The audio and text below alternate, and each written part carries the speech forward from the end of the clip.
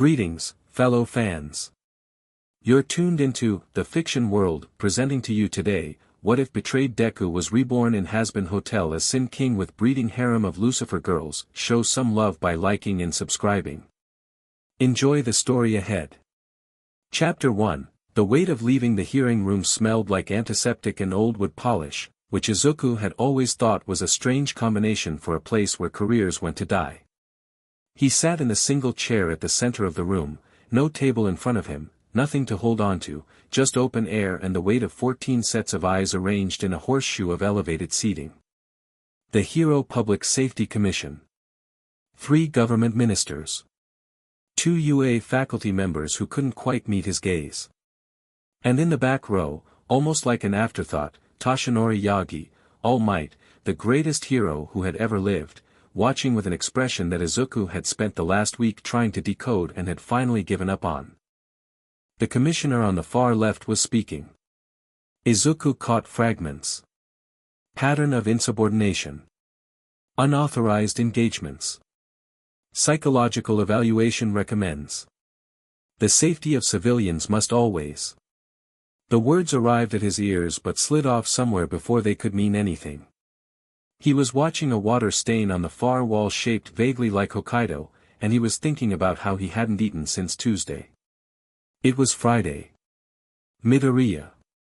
The commissioner in the center, a woman named Fujikawa, mid-50s, the kind of face that had forgotten what it looked like without disapproval, leaned forward. "Are you listening?" "Yes," he said. "You're recommending permanent suspension of my provisional and full hero licenses, citing the Kamino Reformation incident and my unauthorized intervention in the Nomu production facility 3 weeks ago. You're also recommending I be evaluated for hero suitability on a psychological basis, which is a polite way of saying you think I've become a liability." He paused. "Did I miss anything?" A silence settled over the room that was almost physical. "Your attitude," said one of the ministry officials, a man whose name Izuku had never bothered to learn, "is precisely what concerns this committee." With respect, Izuku said, and he genuinely meant it, or at least he was trying to, 17 civilians were alive because I went into that facility. The official response timeline had them dead in 40 minutes. I got there in 22. You also destroyed a Class B regulated structure, caused a gas line rupture that required evacuation of 4 city blocks, and operated without authorization from the on-scene commander. Fujikawa's voice was perfectly flat. "Deku." She said his hero name like it was something she was holding with 2 fingers at arm's length. "The on-scene commander," Izuku said quietly, "was Kaken." Another silence. Different quality this time. Heavier. Bakugo Katsuki had been the one to file the insubordination report. Izuku had known that when he walked in. He'd known it the moment Bakugo had looked at him across a smoldering ruin of a corridor 3 weeks ago with an expression that wasn't rage. Rage would have been easier, but something colder. Something that looked almost like relief. Like Bakugo had finally found the justification he'd been waiting to write down. They'd been drifting for 2 years. That wasn't new. What was new was that the rest of Class 1A had drifted the same direction, one by one, like trees all leaning away from the same wind.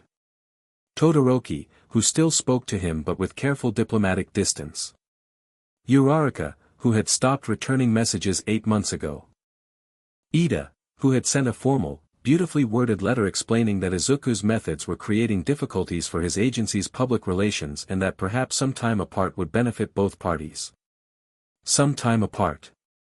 Izuku stared at the Hokkaido-shaped water stain and thought about the first time Ida had shaken his hand, how the grip had been so serious and sincere that Izuku had laughed, and how that laugh had startled Ida into something that was almost a smile. Midoriya. All Might's voice. Low, stripped of its booming public register, just the voice of an old man with broken lungs doing his best. Izuku turned to look at him. Really look. Toshinori looked back. "I think," All Might said, and Izuku watched him pick through the words very carefully, "that it would be in everyone's best interest if you accepted the committee's recommendation. Take the evaluation. Step back. You've been pushing yourself very hard for a long time. There it was. Not I believe in you. Not you did the right thing. Not even I'm sorry this is happening. Just the gentle, padded suggestion that Izuku step back, step down, step away, stop taking up space in a shape that made everyone uncomfortable. He thought about Kamino. He thought about the Nomu facility. He thought about the 8-year-old girl he'd carried out of that building wrapped in his jacket because her shirt had been torn away by something he didn't want to think about, and how she'd been so scared she'd bitten his arm, and how he'd just held on tighter and said you're okay, I've got you until she believed it. He thought about the report Bakugo had filed. The signature at the bottom. The neat, violent kanji of Katsuki's name. Okay, Izuku said. They looked surprised. He wasn't sure why. He'd known how this ended before he sat down. He stood up, bowed once, precise, correct depth, exactly as long as courtesy required, and walked to the door. Midoriya. Fujikawa again. Your licenses will need to be, I know, he said, without turning around. I'll mail them. He walked out into a hallway that smelled like coffee and recycled air, found an elevator, descended 11 floors, walked through a lobby where a security guard nodded at him with absolutely no recognition, and stepped out onto a street in Tokyo on a Thursday morning with no hero license, no agency, no apartment. His lease had lapsed 2 weeks ago when he'd missed the payment because the agency hadn't processed his last 3 paychecks due to the pending administrative review, and no particular reason to stand in any one direction instead of another. He stood on the pavement and let the city move around him. A man in a suit nearly walked into him and said watch it without looking up from his phone. Izuku started walking. He lasted 6 weeks. Not dramatically. Not in any way that would have made a good story. He found a capsule hotel near Shinjuku that charged by the week if you paid in advance. He found work in a convenience store 2 blocks away, night shifts, which suited him because sleep had become a negotiation with his own body rather than something that just happened. He ate reasonably. He exercised in the small park 3 streets over at 4 in the morning when it was empty. He didn't watch the news.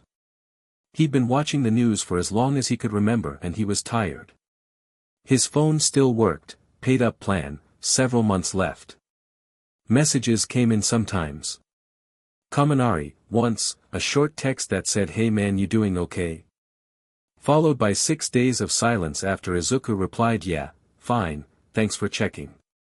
He wasn't angry at Kaminari. He wasn't angry at most of them, which he suspected said something complicated about either his emotional maturity or his exhaustion. He was angry at Bakugo. Not for the report. Not even for the relief in his eyes. He was angry because somewhere under all the anger and the grinding drift of the last 2 years, he had still believed, some small, embarrassingly stubborn piece of him had still believed, that Kaken would not be the one to pull the trigger. That even at the end, there'd be a line. There hadn't been. He was okay. He kept telling himself he was okay. He was largely telling himself the truth. The thing that ended the 6 weeks wasn't despair. It wasn't a breakdown. It was a set of stairs in the capsule hotel on a Tuesday morning.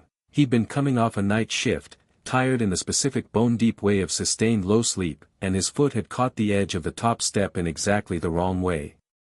He'd grabbed for the railing. It pulled away from the wall, cheap fastening, obviously, someone's maintenance failure, and he'd gone down 14 stairs in a way that wasn't graceful or controlled or any of the things his body had been trained for, because his body was running on 3 hours of sleep and a cup of vending machine coffee, and it was just stairs, and he'd never expected just stairs. He lay at the bottom and stared at the ceiling for a while. The fluorescent light above him buzzed with a very specific frequency that sounded, distantly, like an exam countdown timer. He was pretty sure his arm was broken. His shoulder definitely was. There was a warm feeling along the left side of his head that he chose not to investigate with his fingers. He should call for help. He knew that. He lay there. The cleaning woman found him 40 minutes later and screamed. Paramedics came, he remembered them being very efficient, professional, kind in the brisk way emergency workers learn to be kind. The hospital was clean. The doctors were competent. He told them he had no emergency contacts, the first number in his phone under that heading was still his mother, and his mother was in a care facility in Shizuoka with early onset memory issues, and he was not going to make that call, so they admitted him alone. He was in a room on the 4th floor. White walls. One window with a view of another building's ventilation units. The arm was broken in 2 places, the shoulder was dislocated and had torn something that would require surgery, and the head wound was what the doctor called concerning, a subdural bleed, small, but requiring monitoring. You'll need someone with you, the doctor said. When you're discharged. At least for the first week. Someone who can monitor for, I'll figure it out, Izuku said. He didn't figure it out, because on the second night, lying in the hospital room with the ventilation units outside the window grinding away at their endless job, the bleeding that had been small and concerning did something more decisive, and the monitoring equipment above his bed began to do things that brought nurses at a run, and Izuku Midoriya, number 1 hero candidate, bearer of one for all, the boy who had never known when to stop, slipped quietly out of the world at 3:47 in the morning. He was 23 years old. Nobody was in the room with him when it happened. The first thing he noticed was that the light was wrong. He'd expected nothing. Or not expected anything, exactly, he hadn't thought much about what death would be like, because thinking about it had always felt like practice for giving up, and he'd spent his whole life refusing to practice that. But if he'd had an expectation, it would have been nothing. Darkness. Silence. An ending. What he got instead was red sky. He was standing, just standing, no transition, no arrival, just suddenly upright and present, on a platform of black stone that floated in a space that was architecturally impossible, the way buildings and fever dreams are impossible, vast beyond reason, lit in shades of crimson and deep amber that came from everywhere and nowhere, with structures in the distance that might have been towers or might have been something that had never had a word for it. His arm didn't hurt. His shoulder was fine. His head, he touched the left side of it with 2 fingers, nothing. Clean. His hands were his hands. He was wearing clothes, not his hero suit, not hospital scrubs, but something dark and well-fitting that he definitely didn't own in life and that felt, somehow, like it fit him better than anything he'd ever worn. He looked down at his hands for a long moment. "Ha," he said. "That's a fairly understated reaction," said a voice behind him. He turned. The woman standing on his platform, it was large enough for several people, he registered, a genuine terrace, was maybe the most beautiful person he'd ever seen, which under the circumstances felt like information he didn't know what to do with. Dark hair, enormous pink-tipped wings folded behind her, a dress that was the precise color of old blood in a way that managed to look elegant rather than alarming. She was looking at him with an expression that mixed careful assessment with something that might have been wonder, the expression of someone who'd found exactly what they were looking for and was now not entirely sure what to do with it. "Lilith," he said, because somehow he knew. Her eyes widened fractionally. "You know me." "I didn't," he said. "But I do now." He paused. "That's new." It was.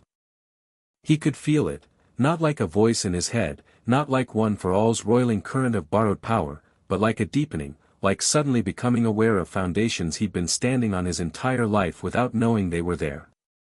Information arriving not as words but as knowing. He knew her name. He knew this place. He knew, in a way that sat at the bottom of his chest like a stone, what he was.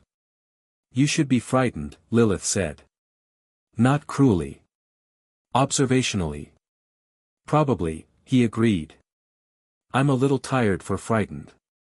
Most souls who arrive at a Sin King's awakening are, screaming, panicking, making it everyone else's problem.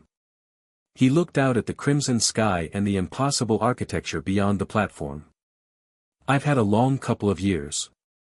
Whatever this is," he gestured at all of it, "it's already more interesting than a convenience store in Shinjuku." She stared at him. Then, very unexpectedly, she laughed.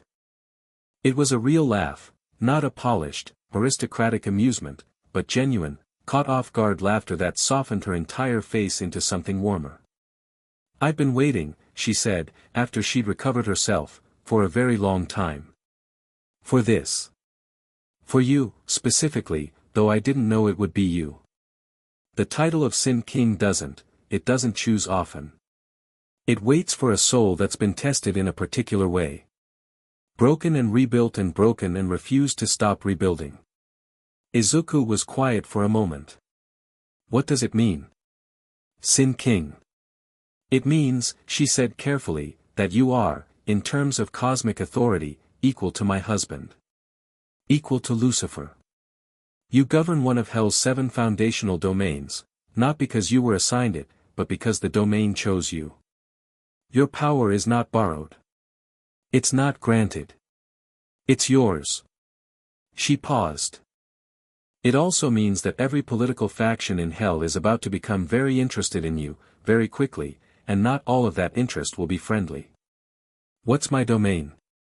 She tilted her head. "What do you think it is?" He thought about 17 civilians. About a little girl biting his arm. About 14 sets of eyes in a horseshoe that smelled like antiseptic and wood polish. About 3:47 in the morning with no one in the room. "Defiance," he said. "The refusal to accept what you're told you are." Lilith smiled, and it was the smile of someone watching a piece of the universe click into exactly the right place. "We call it unconquered will," she said. "But yours is a better name." The path down from the platform was made of stone that glowed faintly red from within, the light pulsing in a rhythm that Izuku could have sworn was a heartbeat. He walked and Lilith walked beside him, and she explained things in the way of someone who'd rehearsed the explanation many times but was still surprised by the reality of the person listening. Hell was organized, more or less, in rings of territory and power. At the top, theoretically, sat Lucifer and the remnants of his original court. Below that, a complex, centuries-layered political structure of noble demon families, overlords, the V's and their media empire, and thousands of sinners in a city that had expanded and densified as the centuries of extermination and repopulation cycled. The Hazbin Hotel, Charlie's project, Lucifer's daughter's absolutely sincere attempt to make redemption a real thing in Hell, sat in the middle of all of this like a small flame that nobody was sure was dangerous or harmless. "My daughter," Lilith said, with the particular softness of someone who has been away from something they love for too long. "She doesn't know I'm here yet. No one does. Except me." She glanced at him. "The awakening is," it rippled. "Cosmically. Anyone sensitive to the structure of this place will have felt something.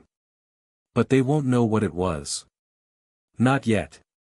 How long before they figure it out? Hours. Perhaps a day. Long enough to have a look around before everyone starts having opinions about me. That's one way to put it." They reached the base of the path, and the city opened up before him, Pentagram City, vast and neon-soaked and loud even from this distance, the architecture a collision of human familiarity and something deeply alien, towers and tenements and advertisements for things that no longer needed to be advertised because everyone here had already made their worst choices. It smelled like sulfur and rain and something sweet and slightly wrong, like fruit left one day too long. Izuku stood at the edge of the high ground and looked at it for a long moment. He'd grown up wanting to protect people. It was the thing that had never changed about him, even when everything else did, even when the system betrayed him and his friends drifted away and the person he'd trusted most told him to step back, that want had just sat there in his chest like an ember that he couldn't put out no matter how tired he got. Hell, he thought. Of all the places. "There's a hotel," he said. Lilith, beside him, made a sound that was either fond or resigned or both at once. "Of course you already know about the hotel." "I know a lot of things now." He started walking toward the city. "I want to meet your daughter." The Hazbin Hotel was, architecturally, a Victorian Gothic structure that had clearly survived considerable violence and been repaired with more sincerity than skill. The sign was lit but one of the H's was flickering. The door was painted red and someone, Izuku suspected this was a recent addition, had added a small wreath of hellfire flowers to the knocker that were probably intended to be welcoming and mostly succeeded. He knocked. A short pause. Then the door swung open, and the young woman on the other side had her father's golden eyes and her mother's dark hair and the kind of hopeful, earnest expression that Izuku recognized viscerally, the way you recognize a word in your native language spoken in the middle of a foreign sentence. Charlie Morningstar looked at him. Then past him. Then at him again. "Hi," he said. "Hi," she said. You're not, I don't know you." "Do I know you?" "You feel, there's something," she was visibly processing something that her eyes were telling her and her brain hadn't caught up with. "Are you a new sinner?" "You don't look like, I mean not that sinners look a specific way, everyone deserves a chance regardless of how they, Charlie." This was a different voice, sharper, coming from behind the door. A woman with silver hair and a no-nonsense posture that Izuku immediately clocked as trained fighter, recently retired, still could absolutely hurt someone if necessary, stepped up behind Charlie with her arms crossed and her gray eye reading him like a threat assessment. "Who is this?" "Vaggie," Charlie said. "He feels, don't you feel that? It's like standing next to a what? I don't know. A gravity." Vaggie looked at him. He looked at Vaggie. She had good instincts, he could see her running through the calculation, cataloging the set of his shoulders, the way he stood, what his hands were doing. A soldier's assessment. She didn't step back. He respected that immediately. "Izuku Midoriya," he said. "I just arrived. Lilith suggested I introduce myself." The name landed. Charlie's eyes went wide. Vaggie went very still in the particular way of someone recalculating everything they thought they knew about the current situation. "Lilith," Vaggie said carefully, "as in, my mom."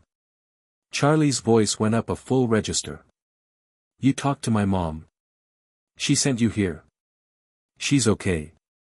"Is she? She's okay," he said. "She wanted you to know that." Charlie made a sound that was not quite a word and pressed both hands over her mouth.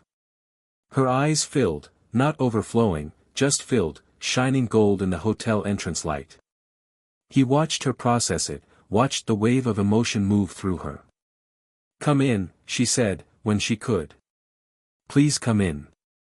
Both of you," she turned to Vaggie, "this is okay. I think this is very okay. I think this is maybe the best thing to happen this week." She paused. "Month. Year. I need to put water on or something, that's what you do when someone important arrives, right?" "You don't need to," he started. "I want to," she said firmly, and smiled at him, the full-force Charlie Morningstar smile, which turned out to be considerable. "I very much want to. Please let me do something hospitable. Everyone who comes through this door is either trying to leave immediately or currently on fire, and I would really love to have a normal guest arrival for once." Izuku looked at her for a moment. Then he smiled. It was an unfamiliar feeling, like using a muscle that had been compensating for an injury so long it had forgotten its original function. "Small, real." "Sure," he said. "I could use something to drink." Vaggie watched this exchange with the expression of someone who was not going to lower her guard and was absolutely keeping one hand metaphorically on a weapon, and also could not quite stop herself from relaxing, infinitesimally, because the man on the doorstep was looking at Charlie like Charlie was the most earnest thing he'd ever encountered and finding it genuinely, unguardedly funny, and nobody who wasn't at least partially genuine did that. She stepped back and let him in. They sat in the hotel's main parlor, big, slightly chaotic, lined with mismatched furniture that had been selected based on comfort rather than aesthetic coherence, with cups of something that technically wasn't tea but served the same psychological function. Charlie sat across from him with her legs folded under her on the armchair, leaning forward with her chin in her hand, doing her best not to ask 30 questions at once and mostly failing by asking them one at a time in very quick succession. He answered them. He didn't see a reason not to. His name. Where he was from. What happened, Not all of it, not yet, but enough. He watched her face move through the story. When he got to the hearing room, she went quiet. When he mentioned the stairs, she looked at his hands like she was looking for the damage that wasn't there anymore. "That's a terrible way to die," she said quietly. "I've seen worse," he said. "That doesn't make it not terrible." He was quiet for a moment. "No," he agreed. "It doesn't." Vaggie, who had been sitting on the arm of Charlie's chair with her arms still crossed but her posture marginally less combative, said, "What are you planning to do?" "I don't know yet," he said honestly. "I know what I am now, and I know it's going to cause problems for a lot of people who preferred Hell's power structure the way it was. Beyond that," he shrugged, "I just got here." "A Sin King," Vaggie said. "Yeah. Do you know what that means?" "Practically." "Not the cosmic description, the practical implications." "It means I have authority over a domain of hell that I haven't fully explored yet, that my power is roughly equivalent to Lucifer's, which, based on how Lilith described him, is going to go over wonderfully, and that there's a political earthquake incoming that I'm going to have to navigate whether I want to or not." He picked up his cup. "Also apparently there's some kind of cosmic covenant involved that Lilith was being cagey about, but I got the impression she'd explain it more when I'd had more than 5 minutes to adjust to being dead." Charlie was watching him with an expression that was harder to read than her usual open-book presentation. Something careful in it, something evaluating. "You're not afraid," she said. Not as a compliment. More like she was naming something she found unusual. "I'm a lot of things," he said. "Afraid isn't at the top of the list right now. My dad is going to lose his mind." "I assumed." He doesn't handle equal well. He barely handles near equal. You're going to walk in somewhere and just be this thing and he's going to," she stopped. "Sorry. I shouldn't, he's still my dad. He's trying." "I know," Izuku said. And he did know, in the same deep way he knew Lilith's name. The full complicated story of Lucifer Morningstar sat somewhere in his new understanding like a library he hadn't fully browsed yet. "I'm not planning to take anything from him." "You're not planning much of anything, by the sound of it." "I'm planning to stay," he said. "That's enough for now." Something in her face shifted. She'd been waiting, he realized, for him to announce an agenda. An ambition. A reason to distrust him. She'd found the absence of it more disarming than any answer he could have given. "You can stay here," she said. "The hotel has rooms." "I mean obviously, it's a hotel, that's rather the point, but I mean you should stay here. While you figure things out. If you want." "Charlie," Vaggie started. "He talked to my mom," Charlie said quietly, looking at Vaggie with the steadiness of someone who'd made a decision. "She sent him to us specifically. I trust that. I need you to trust that." Vaggie looked at Izuku. Izuku looked back, neither performing harmlessness nor threatening anything, just meeting her gaze with the straightforward patience of someone who'd been assessed before and could wait. "One wrong move," Vaggie said. "Fair," he said. She nodded, once, short and decisive. That was apparently that. His room on the 3rd floor of the Hazbin Hotel had a window that looked out over the city, and he sat on the edge of the bed in the small hours of Hell's equivalent of night, the light outside dimmed but never fully dark, a permanent deep crimson dusk, and let himself be still for the first time in what felt like years. He pressed his hands flat against his thighs. No tremor. No suppressed damage. His fingers, knuckles that should have been permanently calcified with scar tissue, joints that had needed wrapping before every shift at the convenience store because the cold made them ache, were clean. Functional.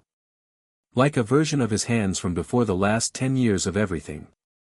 He closed his eyes. The power was there when he looked for it, not like One for All, that bright inherited roar, but something older and more fundamental, like tidal force. Like plate tectonics. It didn't need to be tested or summoned. It was simply the nature of what he was now, the same way the ocean doesn't need to remind itself that it's deep. He thought about the hearing room. About the Hokkaido water stain. He thought about the little girl who'd bitten his arm. He opened his eyes and looked at the red city outside the window, its noise and light and enormous indifferent scale, and felt something settle in him. Not peace exactly, he didn't think peace was the right word for what he was feeling. More like orientation. Like after years of moving in the direction of other people's definitions of him, his compass had finally found north. He was dead, he was in hell, and he was a sin king. And for the first time in longer than he could cleanly remember, he was exactly where the universe had decided he belonged. He could work with that. Outside his window, deep in the city below, something shifted in the power structure of Pentagram City, barely perceptible, like the first tremor before an earthquake that hasn't happened yet. In her estate on the edge of the city, Carmilla Carmine set down her wine glass and looked out her window with narrowed eyes. In the V's broadcast tower, Vox's screen face flickered with an alert that his systems couldn't properly classify. In his workshop, deep in the oldest part of hell, Lucifer Morningstar stood up from his rubber duck project very slowly, turned toward the city, and held very still. Something was here. Something that hadn't been here before. Something that felt, in the oldest and most structurally fundamental way, like an equal. He sat back down. Picked up the rubber duck. Set it down again. Well, he said, to no one, in the tone of a man who has ruled something alone for a very long time and has just heard a knock at the door of a house he forgot was built for more than one person. Isn't that interesting? Chapter 2, A King Without a Court. The morning in hell arrived the way a stage manager cues a lighting change, not gradually, not with the organic bleed of a real sunrise, but with a decisiveness that said this is when day begins and expected everyone to adjust. The crimson overhead deepened to something closer to gold at the edges, the ambient noise of the city shifted register from the low industrial grind of night to the sharper, more populated chaos of day, and somewhere below Izuku's window someone was already having an argument loud enough to carry 3 floors up. He'd slept 4 hours. That was more than he'd averaged in the last 6 months of his life, which probably said something worth examining later. He found the hotel's small kitchen by following the smell of coffee, not quite coffee, something that approximated it the way hell approximated everything, close enough to be recognizable but with a distinct undertone that he couldn't identify, and decided not to investigate. Charlie was already there, standing at the counter in an oversized sleep shirt that said morning people can go to hell in block letters, which he found extremely funny given the geography. She had both hands wrapped around a mug and was staring at a piece of paper on the counter with the focused intensity of someone trying to solve a problem by looking at it hard enough. She looked up when he came in, and the immediate honesty of her expression, the unguarded morning version of a person, before they'd assembled their public face, was something he registered as genuine. She wasn't performing welcome.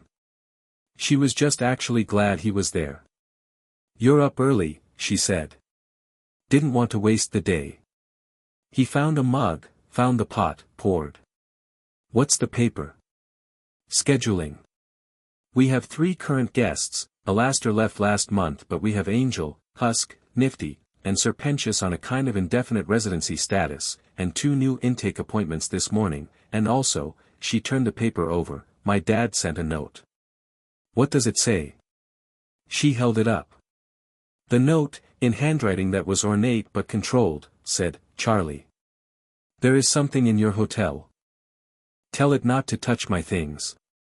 Izuku read it. Looked at Charlie. She had an expression of weary, affectionate exasperation. "He felt you arrive," she said. "He's been in his workshop since about 2 in the morning according to the message timestamp. When he goes to the workshop it either means he's having a great creative day or he's stress building."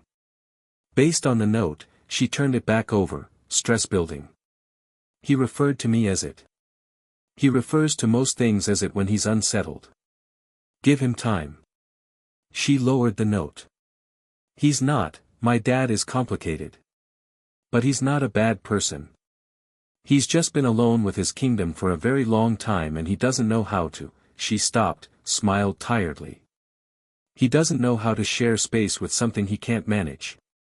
He's not going to be able to manage me, Izuku said, not as a challenge, just as a fact. The same tone he'd used to note the weather. I know, Charlie said. That's rather the whole problem, isn't it? He drank the not-quite coffee and looked at the scheduling notes she'd left spread across the counter and thought about what Lilith had told him on the platform, the parts he hadn't relayed last night. The domain. What it meant to have one.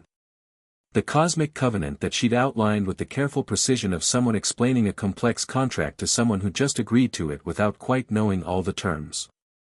He'd need to see it. The domain. You could know a thing intellectually and still have the knowledge sit at a remove until you put your hands on the reality of it. He'd always been that way, all the theory in his notebooks meant nothing until he was in the field, until the situation was real and present and requiring a response. I need to go out today, he said. Okay, she said simply. Not be careful or are you sure or maybe wait until. Just okay. He looked at her. You're very easy to talk to. I have been described, she said, with a slightly self-deprecating tilt, as relentlessly approachable. It is not always a compliment. It is from me, he said. She smiled into her mug. The hotel's main lounge was considerably more populated by the time he came back through it, dressed and ready to go out. He'd found that his wardrobe had expanded overnight in a way that defied practical explanation. The closet in his room contained clothes that suited him, dark colors and clean lines, with a long coat that he pulled on now because it felt right in the same inexplicable way that the platform clothes had felt right. Like hell was dressing him the way a kingdom dresses its king without being asked. He was aware that was probably worth thinking about more carefully at some point. The lounge introduced him to the rest of the hotel's population whether he was ready or not. The first one to notice him was Angel Dust, hard to miss, 8 feet of pink spider demon reclining across an entire sofa with a cigarette dangling from one of his upper hands and a look of experienced, weaponized boredom that cracked the moment he registered the new arrival. Angel sat up. All 6 arms adjusted. The boredom became something more alert, more calculating, and then, because Angel Dust's face was apparently incapable of hiding anything he didn't specifically decide to hide, something approximating interest. Well, Angel said, in a voice like velvet over gravel. Hello. Hi, Izuku said. You're the thing that set off every alarm in the city last night. Angel pointed at him with his cigarette. Don't deny it. I felt it. Everyone felt it. Husk, he turned, Husk, come look at this. From behind the hotel bar, a large, gruff-winged cat demon looked up from the glass he was polishing with the energy of a man who had been polishing glasses at this bar for significantly longer than he'd intended and had made his peace with it. He looked at Izuku. His golden eyes did a fast, comprehensive sweep. Husk said. That's all you've got? That's what I've got, Husk said, and went back to the glass. He's a Sin King, said a small, fast-moving figure that shot out from behind the couch with a cleaning implement and a manic grin. Nifty, tiny Cyclops demon, brown hair, energy level of a hurricane trapped in a thimble, pointed at Izuku with absolute certainty. I can tell. The floor underneath him is clean. Sin Kings make everything in their vicinity structurally correct. Like gravitational housekeeping. She looked delighted by this. Do you want me to clean your room? Your room is already the cleanest room on the 3rd floor by the way. I checked. You can leave my room alone, Izuku said, gently. Fair enough. She disappeared back behind the couch. Angel was still watching him with that calculating interest. Sin King, he repeated. Okay, that's a thing. That's a real actual thing. So you're like, Lucifer level? Roughly. And you're staying here. He gestured at the hotel, the slightly worn grandeur of it, the mismatched furniture, the flickering light in the corner that someone had taped a sign under reading Do Not Fix, Alastair's doing, leave it. In the Redemption Hotel. Charlie offered. Angel looked at him for a long moment, then looked in the direction of the kitchen where Charlie's humming was faintly audible, then back at Izuku. Something shifted in his expression, the performance of boredom and calculation thinning just enough to let something underneath show. Something that recognized the particular kind of person who accepted Charlie's invitations and meant it. "Okay," Angel said, and swung his legs back up on the sofa. "Don't break anything. Wasn't planning on it. Also, if you upset Charlie, I will personally make your existence miserable in ways that would impress people significantly more powerful than you." Izuku looked at him. Angel looked back, utterly unbothered. 6 arms. Cigarette. Complete sincerity underneath the delivery. "Understood," Izuku said, meaning it. He spent the morning walking the city, and Hell spent the morning looking back at him. It was subtle, mostly. A shift in the way crowds moved, not parting exactly, but adjusting, the unconscious reorganization of people who sense something and can't name it. Demon faces turning as he passed, held a beat too long, then away. Twice, in the lower commercial districts, he walked past groups that went quiet mid-conversation and stayed quiet until he was half a block further along. He wasn't broadcasting anything. He wasn't doing whatever a Sin King did when they wanted to be noticed. The domain was simply present in him the way his spine was present, structural, fundamental, not a performance. He walked until the city thinned at the eastern edge and the architecture changed, became older, more elemental, the neon and chaos of Pentagram Center giving way to something raw. Rock and heat and the deep structural hum of Hell's foundational geography. And there, at the edge of the old district, he found what he'd been looking for. His domain announced itself not with grandeur but with recognition. A stretch of Hell's terrain that responded to his presence the way a dog responds to its owner's footstep, a settling, a rightness, the land itself recalibrating. The ground was dark stone and dark earth, and when he stepped onto it something underneath shifted, and the landscape between one breath and the next was more itself. Sharper.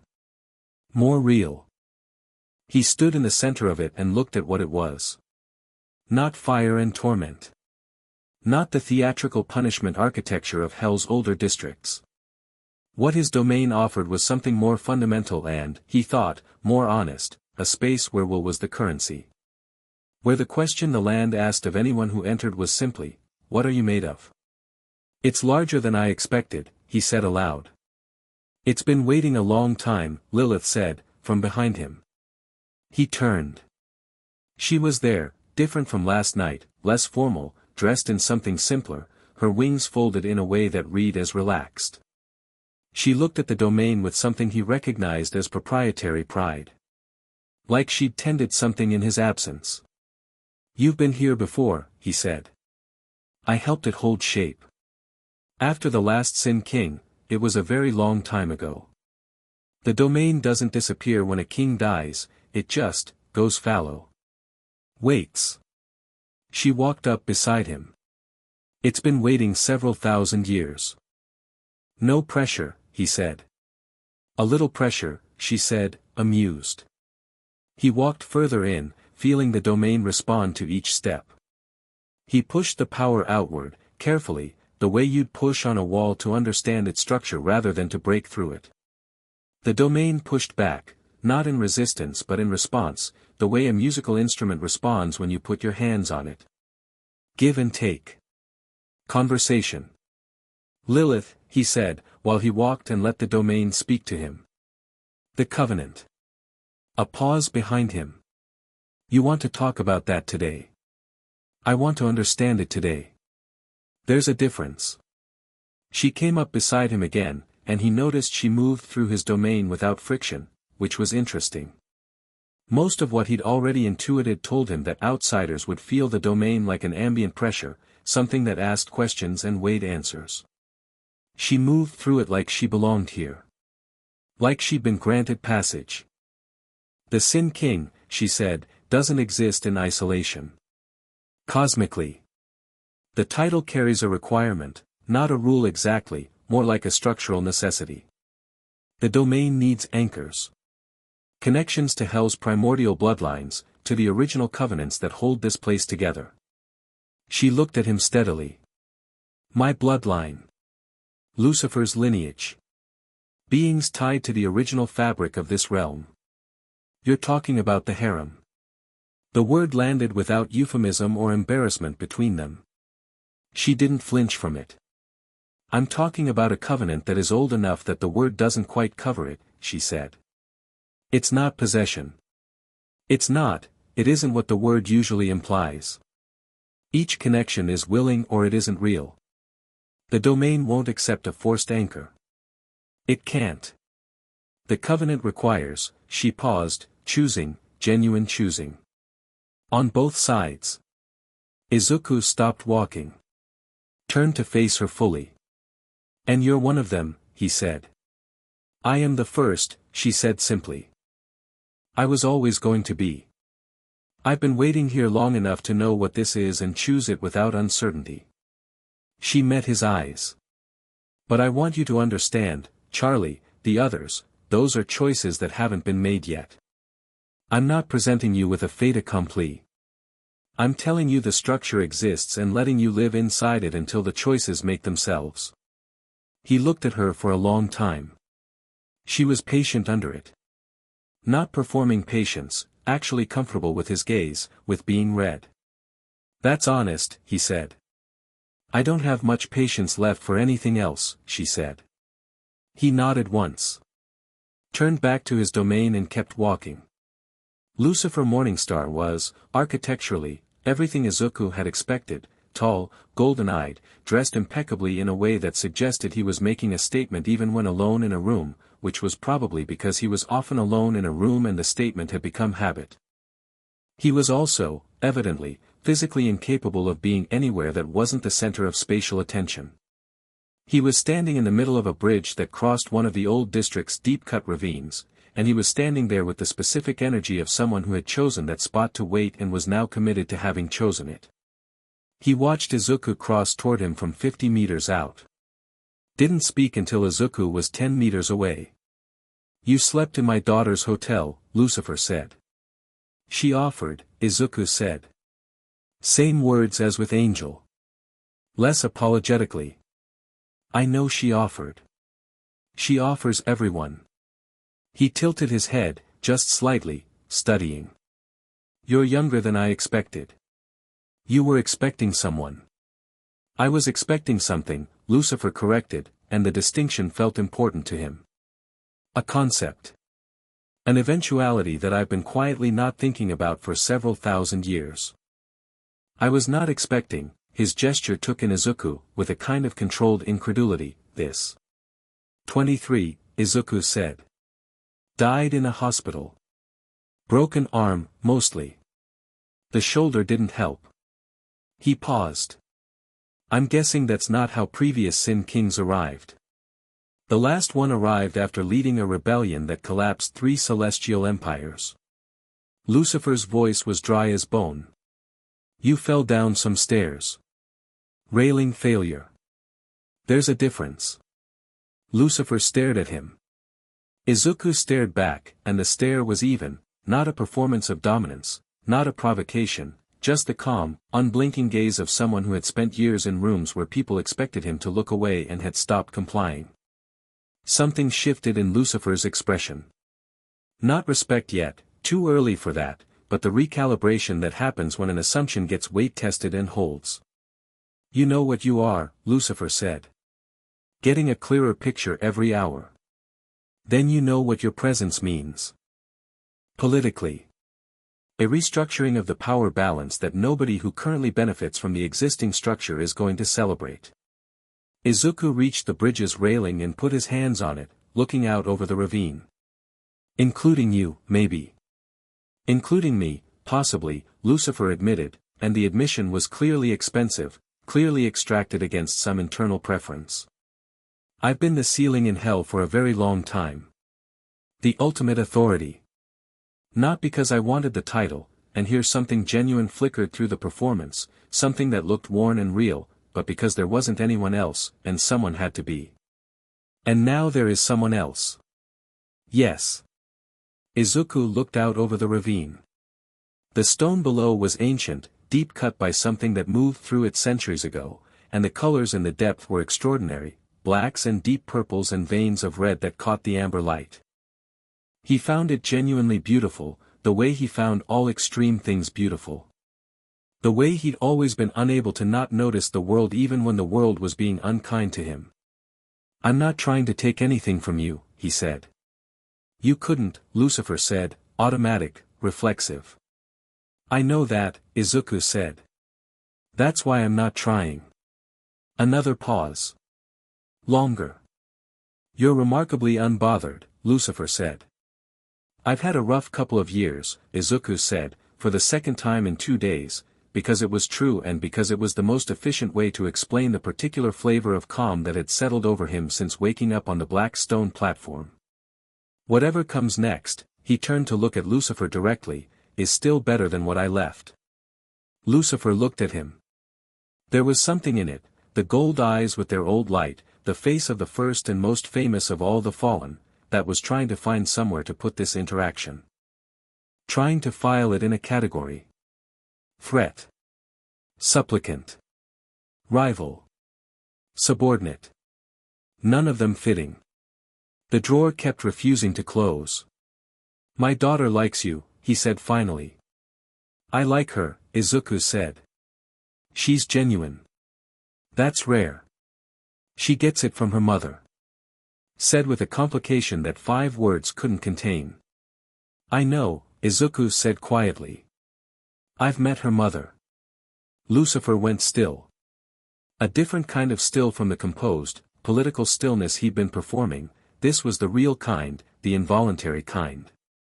The kind that comes when something lands somewhere too deep for immediate management. "She's well," Izuku said. "She asked me to tell you," he stopped. Thought about how Lilith had said it, on the platform, the exact phrasing, the weight she'd put on each word.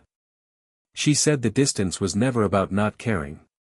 She said that to tell you when the time was right. Lucifer said nothing for a long time. The ravine light moved. "And you've decided the time is right," he said finally. "You're both stubborn enough that I figured someone had to." The look Lucifer gave him was something that could have been the beginning of many different things. He couldn't tell yet which one it was going to become. That was fine. Some things needed time. "I need to go back to my workshop," Lucifer said, in the tone of a man managing himself. "Sure," Izuku said. "This conversation isn't over." "I know." Lucifer turned, took 3 steps, stopped without turning back. "The East District," he said. "Your domain has been pushing against the old boundary walls. You may want to do something about that before it causes structural damage to the neighboring properties." "Thanks for the warning," Izuku said.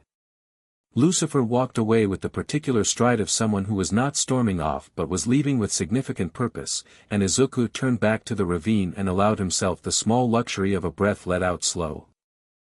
That had gone, more or less, how it needed to go. Carmilla Carmine found him, because Carmilla Carmine found everything she wanted to find. He was in the East District, doing what Lucifer had suggested, walking the boundary of his domain where it pressed against Hell's older cartography, learning the shape of it the way you'd learn the perimeter of a new property by walking the fence line. The pressure differential was real, his domain was alive in a way that made the surrounding territory feel stale by comparison, and it was expanding not aggressively but organically, the way roots grow toward water. He'd need to either define a border or allow the expansion deliberately. He was leaning toward the latter. She arrived with 2 guards who were professional enough not to look like guards and a personal assistant who was carrying something on a tray that turned out to be wine, which Izuku found extraordinary as a diplomatic opening. Carmilla Carmine was tall, dark-haired, aristocratic in the way that suggests the aristocracy grew around the person rather than the other way around. Her eyes were the pale green of old glass, and they assessed him with the particular intelligence of someone who thought several moves ahead as a resting state. She was dressed impeccably. She held her own glass with a kind of casual authority that made the glass look like it should be grateful. "Izuku Midoriya," she said. "Sin King." "Carmilla Carmine," he said. "Arms dealer, noble house, current informal chair of the Hell aristocracy's power block." He accepted the wine because refusing would have been unnecessarily rude, and also the wine turned out to be excellent. You move fast. I like to have conversations before they become confrontations, she said. It's more efficient. Smart.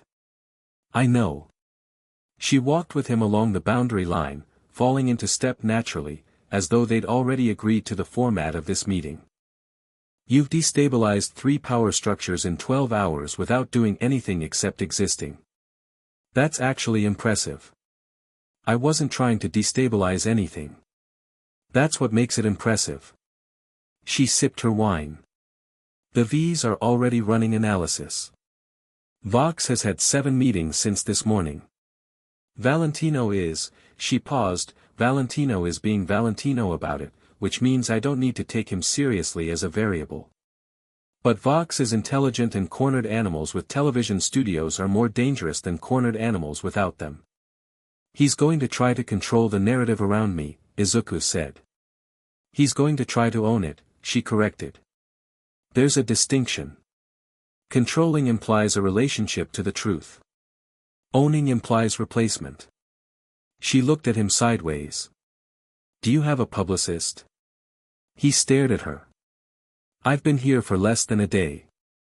Yes, and you've already had at least 2 significant encounters that people are going to be talking about, and without someone managing how that information moves, Vox will manage it for you. She stopped walking. I'm not offering to be your publicist. I'm telling you the problem exists. What you do with it is your business. What do you want? He said. Directly. Without decorating it. She looked at him, and the look held for a moment that was the closest thing to a real expression he'd seen from her. Not warmth exactly. More like the recognition of a specific kind of language being spoken. Stability, she said. I've kept this place from tearing itself apart through 3 extermination cycles and more internal political crises than I care to catalog. I have daughters. I have people who depend on this structure remaining functional. What I want, she turned to face him fully, is to know whether you're going to be a foundation or a fault line. He looked at her for a long moment. The boundary of his domain hummed faintly under his feet. I'm not here to burn anything down, he said. What are you here for? He thought about it. For real, didn't reach for the easy answer, the political answer, the answer that would reassure her most efficiently. Actually thought about it. I'm here because this is where I ended up, he said. And I think hell deserves better than what it's been getting. Not from the outside. From within. From the people who have the power to change it. He paused. I'm not going to set myself up as a ruler. I'm not going to build a court and play political chess for the next 1,000 years.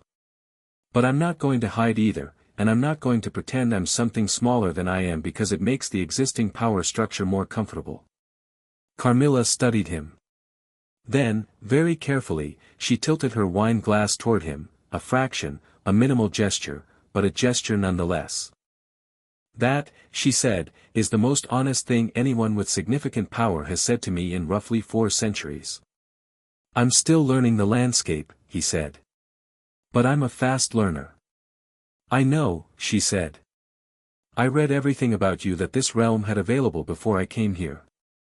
You were extraordinary before. She turned and began walking back toward her guards. I'm curious what you'll be now. She left him with the rest of the wine, which he finished slowly, watching the east boundary of his domain breathe. Vox found him on the way back. Not in person, Vox didn't come in person. A screen materialized in an alley Izuku cut through, wall-mounted at eye height, blinking on with the quality of a commercial that had decided to become a conversation. The face on the screen was a television head, eyes bright and synthetic, smile calibrated and exact. Izuku Midoriya, Vox said, with the warmth of a man who practiced warmth in a mirror. The city is talking about you. Izuku stopped. Looked at the screen. I've had a busy first day, he said. You really have. And honestly? The entrance, no fanfare, no announcement, showing up at the Hazbin Hotel of all places, brilliant. Understated, mysterious, let the rumor mill do the work for you. Is that what you were going for? Because if so, respect. Genuinely. I wasn't going for anything, Izuku said. I went where I was invited. Sure, sure. The smile didn't waver. Here's the thing, and I'm going to be very direct with you because I think you're smart enough to appreciate directness. Your presence is going to reshape this city's power dynamic significantly, and that means content. Enormous amounts of content. The people of Pentagram want to know you. They're going to know you whether you participate or not, the question is just whether you control how you're introduced. He spread his hands. I can make you. Sin King, fresh arrival, power and mystery and all the rest of it. We're talking the biggest media event this city has seen no, Izuku said. The smile stuttered. Just slightly, a half-beat of recalibration. I haven't finished the pitch. You don't need to, Izuku said pleasantly. The answer is no. I'm not a product, and I'm not interested in being introduced by someone whose interest in me is exclusively commercial and strategic. No offense. I'm going to cover you whether you participate or, I know, Izuku said. Go ahead. Write whatever you want. He stepped past the screen. But understand that whatever narrative you build, I'm the thing the narrative is about. And I'll still be here when the narrative changes. He walked out of the alley. The screen behind him went dark. In the broadcast tower across the city, Bach sat very still for 30 seconds with his hands flat on the desk, and then called the third meeting of the afternoon, because that was a problem he needed a strategy for, and the strategy needed to be ready before this infuriatingly, inconveniently calm thing, got any more comfortable in his city. By the time Izuku got back to the hotel, the light had shifted to its deep crimson evening setting and Charlie had made dinner, an impressive feat given what Hell's grocery infrastructure apparently looked like, and had assembled the full hotel population around the dining table in a way that managed to feel natural rather than forced. Angel was there, and Husk, and Nifty who ate standing up and periodically disappeared to clean something and reappeared seamlessly. Sir Pentious, the snake-adjacent inventor who Charlie had clearly been working on for some time, nodded at Izuku with the kind of formal courtesy that belongs to someone managing significant social anxiety through rigid etiquette. Izuku nodded back with equal seriousness and watched Pentious relax by approximately 3 degrees. He sat down and ate and listened, mostly. Charlie held the table together the way she held everything together, through genuine interest, actual attention, the specific skill of making every person at the table feel like the most important one there. It was remarkable.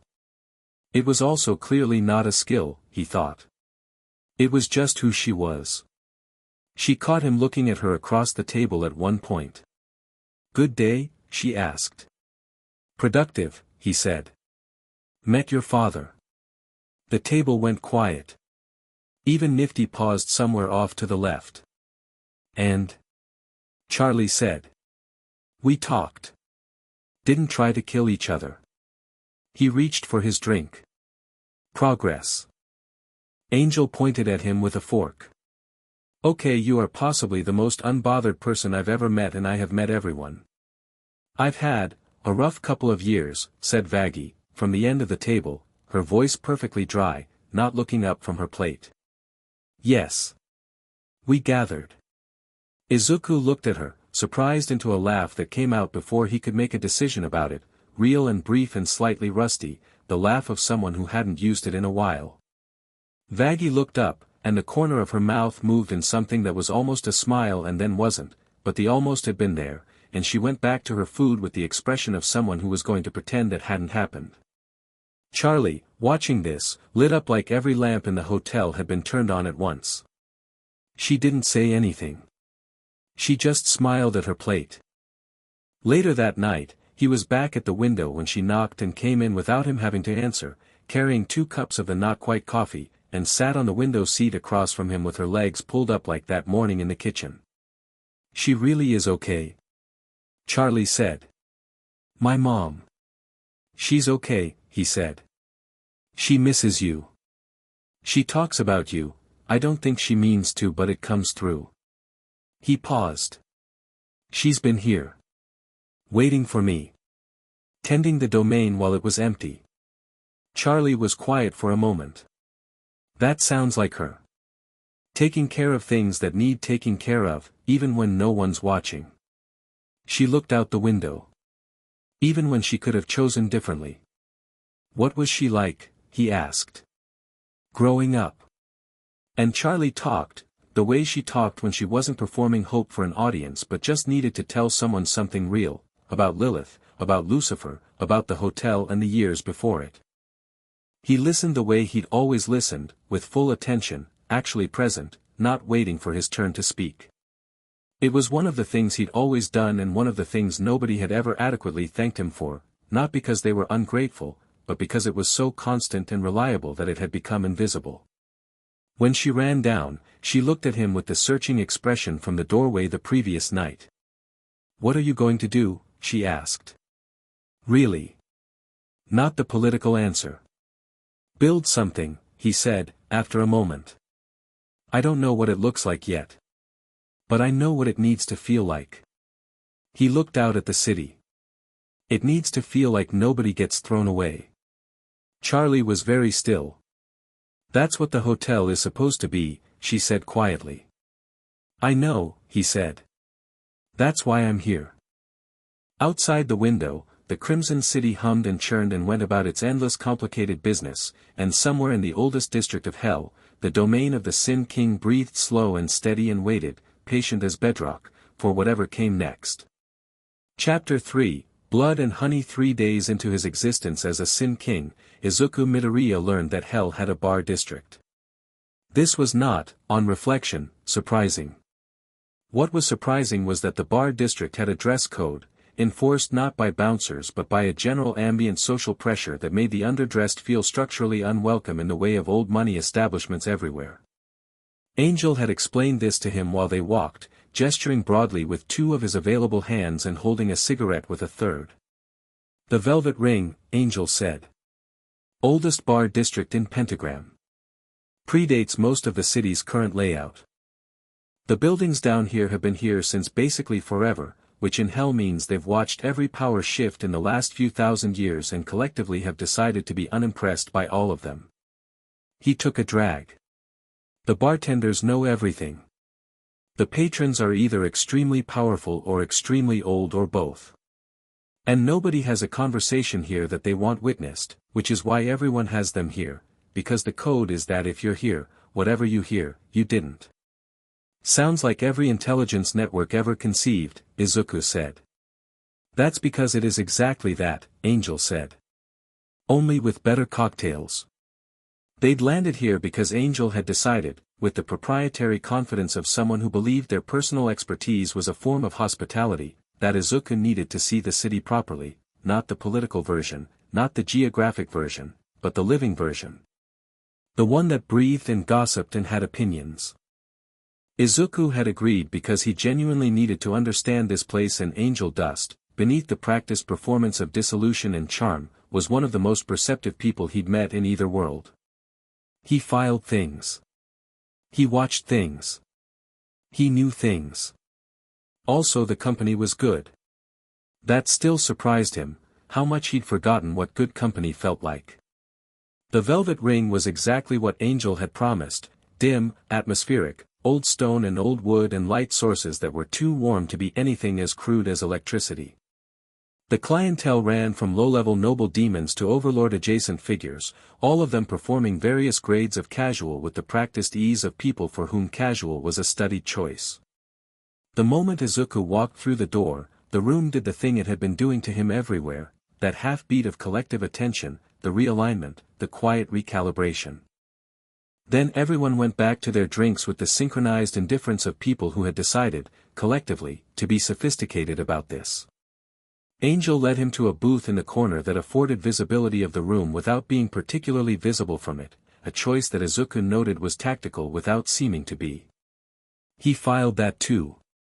Angel navigated the world like someone who'd learned its geography through repeated injury and had the map memorized as a survival tool.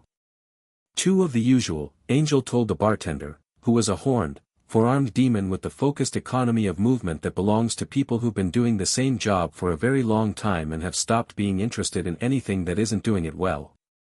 The drinks arrived. They were, as advertised, excellent. So, Angel said, settling back.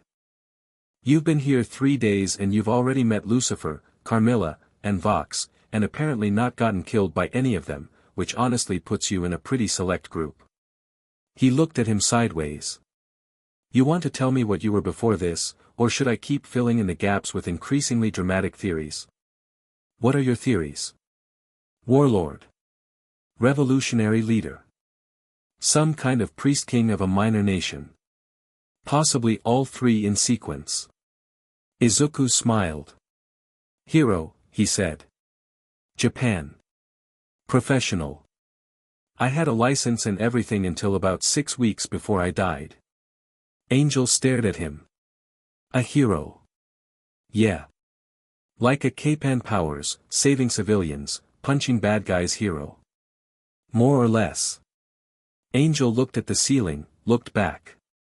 Okay, I did not have that on the list. What happened to it? Izuku looked at his drink. The question was direct and Angel deserved a direct answer, but he let himself take a moment to feel the weight of it before he said it, because he'd noticed he'd been narrating his own history with a clinical efficiency that was useful but also, occasionally, a way of not being present in what he was saying. The people I worked with decided I was more trouble than I was worth, he said. And the person I trusted most decided, he stopped, adjusted, decided that signing off on that was easier than standing in the way of it. He paused. I don't think it was malicious. I think they were tired and I was difficult and the system offered a clean solution that just happened to cut me out. Angel was quiet in a way he hadn't been since Izuku had met him. The performance of breezy, weapons-grade charm fully down. Yeah, Angel said. I know something about that. Not elaborated. Not needed to be. The word sat between them with the specific gravity of shared experience recognized, which was different from and more valuable than shared experience explained. Izuku raised his glass slightly. Angel clinked his against it. They drank. Here's what you need to know about this place, Angel said, the charm reassembling but differently now, warmer, less armored. The people with power here mostly got it by taking it, keeping it by making everyone around them too scared or too useful to challenge it. Alastair, who is not here anymore but is absolutely not gone, just ask anyone with a functioning sense of dread, kept his by being genuinely terrifying. Carmilla keeps hers by being genuinely smart. The V's keep theirs through dependency, they made themselves into infrastructure. He turned his glass. Charlie is trying to do something completely different and everyone is either rooting for her privately or actively working against her publicly, and the line between those two groups is not where most people assume. And you? Izuku asked. Where are you in this? Angel looked at him. I'm in the hotel, he said. That says enough. It did. The morning that Carmilla's test arrived looked, at first, like an administrative visit. She sent a representative, a slim, composed demon in formal dress who arrived at the hotel's front door with a sealed document and a request for Izuku's presence at the Carmine estate for what the document described as a consultation regarding boundary negotiations in the Eastern District. Charlie looked at the document. Looked at the representative. Looked at Izuku with the expression of someone who could smell something but wasn't sure if it was dinner or smoke. You don't have to go, she said, after the representative had been politely asked to wait outside. I know, he said. He was reading the document again, not because he needed to, he'd absorbed it the first time, but because he wanted to see if the subtext was in the language or in the structure of the request. It was in both. It's a test. It might be dangerous. Probably, he said agreeably. That, she stopped. That doesn't seem to concern you. I'm curious what she's testing for, he said. And I don't learn things by avoiding them. He handed the document back to her. I'll be back by evening. Izuku. She said his name with a particular quality, not quite parental, not quite peer, the register of someone who has decided to care about a person and is navigating the first uncertain stages of what that means. Be careful. He looked at her. Really looked, the way he'd been looking at people his whole life, not as assessment, but as genuine attention, the kind that says I see you, specifically, not just what you're presenting. She was wearing her worry on the outside and hadn't bothered to hide it because hiding it hadn't occurred to her. She was, he thought, the most uncamouflaged person in hell. I will, he said. But I think she's going to find out today that careful and cautious aren't the same thing. He left, and Charlie stood at the hotel entrance holding the document, and Vaggie appeared at her shoulder and said nothing because there was nothing useful to say, and they both watched him walk down the street and into the city. He's going to be fine, Vaggie said. I know, Charlie said. That's not actually what I'm worried about. What are you worried about? Charlie folded the document. That he's going to be so fine that Carmilla is going to immediately start trying to recruit him for her power block, and then I'm going to have to be diplomatic about it, and I am, she paused, seeking precision, not my best self when I'm trying to be diplomatic about things I'm actually annoyed by. Vaggie patted her shoulder. You're a terrible liar, she said. It's one of your best qualities. That is objectively a contradiction. Yes, Vaggie agreed, and went inside. The Carmine estate was what Hell's aristocracy looked like when it stopped performing and just was, large, old, built for permanence rather than impression, with the confident architecture of a place that had never needed to prove anything to anyone because the thing it was proving had long since been accepted. Gardens that were genuinely beautiful in the way of things that have been tended for centuries. Staff who moved with the fluid precision of people very good at their jobs. Carmilla met him in a training courtyard. She was already there when he arrived, sword in hand, practice blade, working through forms with a focus that suggested she hadn't just stepped in from something more important. She'd been here, working, waiting. The forms were clean. Better than clean, they were the forms of someone for whom technique had become instinct so thoroughly that watching them was less like watching practice and more like watching water move. She didn't stop when he entered. Finished the sequence. Sheathed the practice blade with a sound like a sentence ending. You know what this is, she said. I thought it might be, he said. He was looking at the courtyard, stone floor, marked with lines that indicated a fighting space, weapons racked along one wall. He walked to the rack and looked at it. Not nervously. Just taking stock. I need to understand what you are before I can make any decisions about you, she said. The political conversations were useful. But they tell me how you think. I need to know how you move. Fair enough, he said. He looked at the rack. Selected something, a straight short sword, practical weight, nothing elaborate. Tested the balance once. Set it down. Picked up a longer practice staff instead. Carmilla watched this with a slight tilt of her head. The staff. I like the range, he said. And I'm better at it than the sword. He looked at her across the courtyard. I'm going to assume you're very good. I'm the best in this part of hell, she said, without any particular pride in it. It was just accurate. Okay, he said, and that was that. She moved first, not tentatively, not a probing opener, but a genuine first attack with the controlled acceleration of someone who wanted to learn about him quickly and had decided that the fastest way to do that was pressure. She was exceptional. The sword work was layered, each strike not just its own attack but the setup for 3 subsequent angles, the technique of someone who thought in sequences. He read it. Opened his body to the first strike in a way that looked like it should work and didn't, moved inside her angle, redirected with the staff rather than blocking, shifted the whole geometry of what she'd set up. She adjusted mid-sequence, which told him she was as good as advertised. They exchanged half a dozen moves in rapid succession that weren't quite a real fight yet but were both of them speaking in the language of violence and saying a great deal. She stepped back. Looked at him. You've been trained well, she said. By the best in my world, he agreed. And then several years passed that by necessity. She came again, and this time she was genuine, not trying to hurt him, but not protecting him either.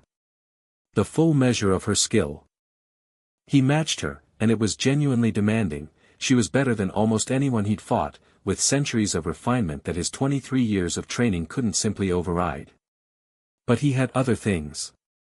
He had the capacity to read combat like text, the ability his predecessors had called the engine behind one for all's tactical expression, the instinct that saw intention before execution, that processed threat not as reaction but as anticipation. More than that, now. The domain moved with him. Not obviously, he wasn't flooding the courtyard with power, wasn't doing anything dramatic. But his feet found purchase perfectly.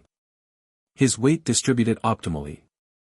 The staff moved with an efficiency that exceeded what physics should have allowed, as if the fundamental forces of the environment had simply agreed to cooperate. She tried to take the staff.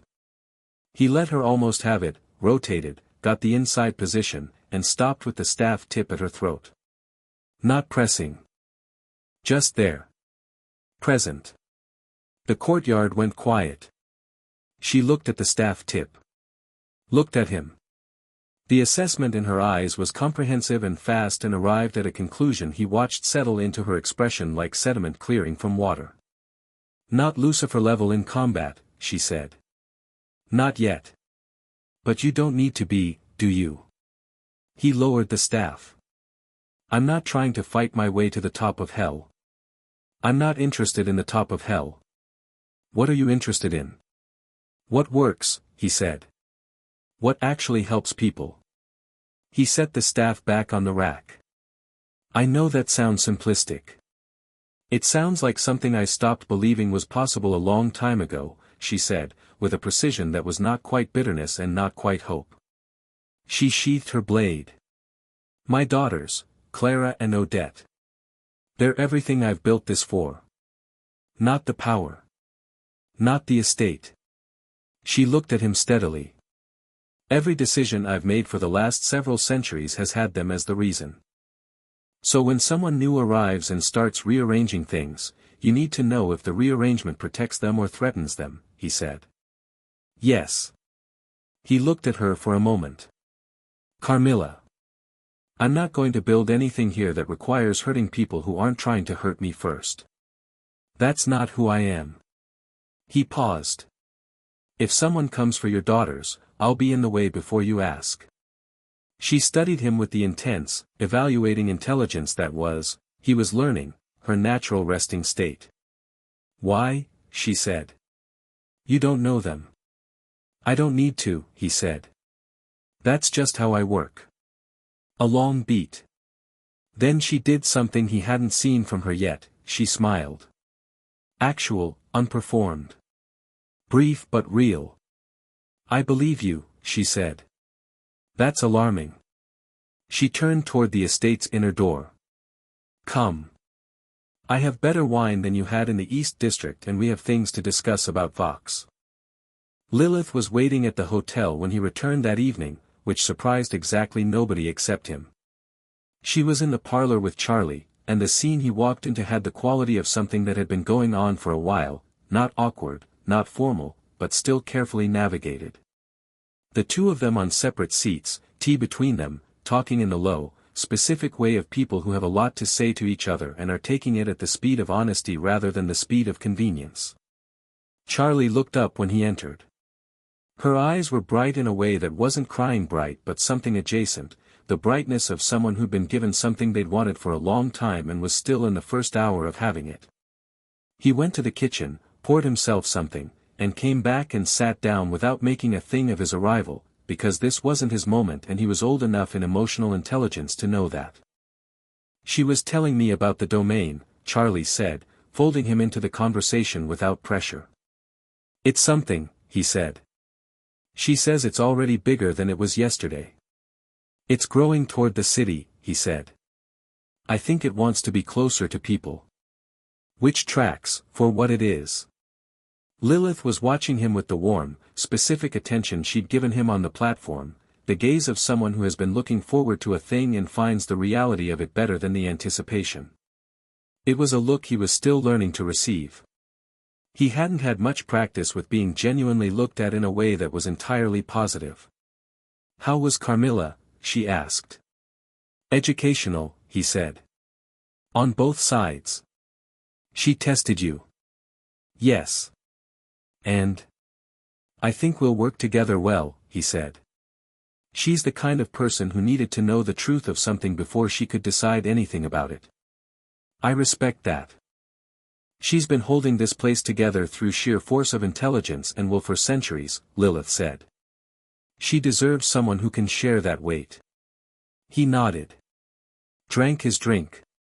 Looked at the two of them, Lilith, who had been waiting centuries for this, and Charlie, who was in the first hour of having her mother back in some form and was so careful with it, so precise in her happiness, terrified clearly of doing something wrong with something precious. "Charlie," he said. She looked at him. "Stop being careful with it," he said gently. "It's already yours."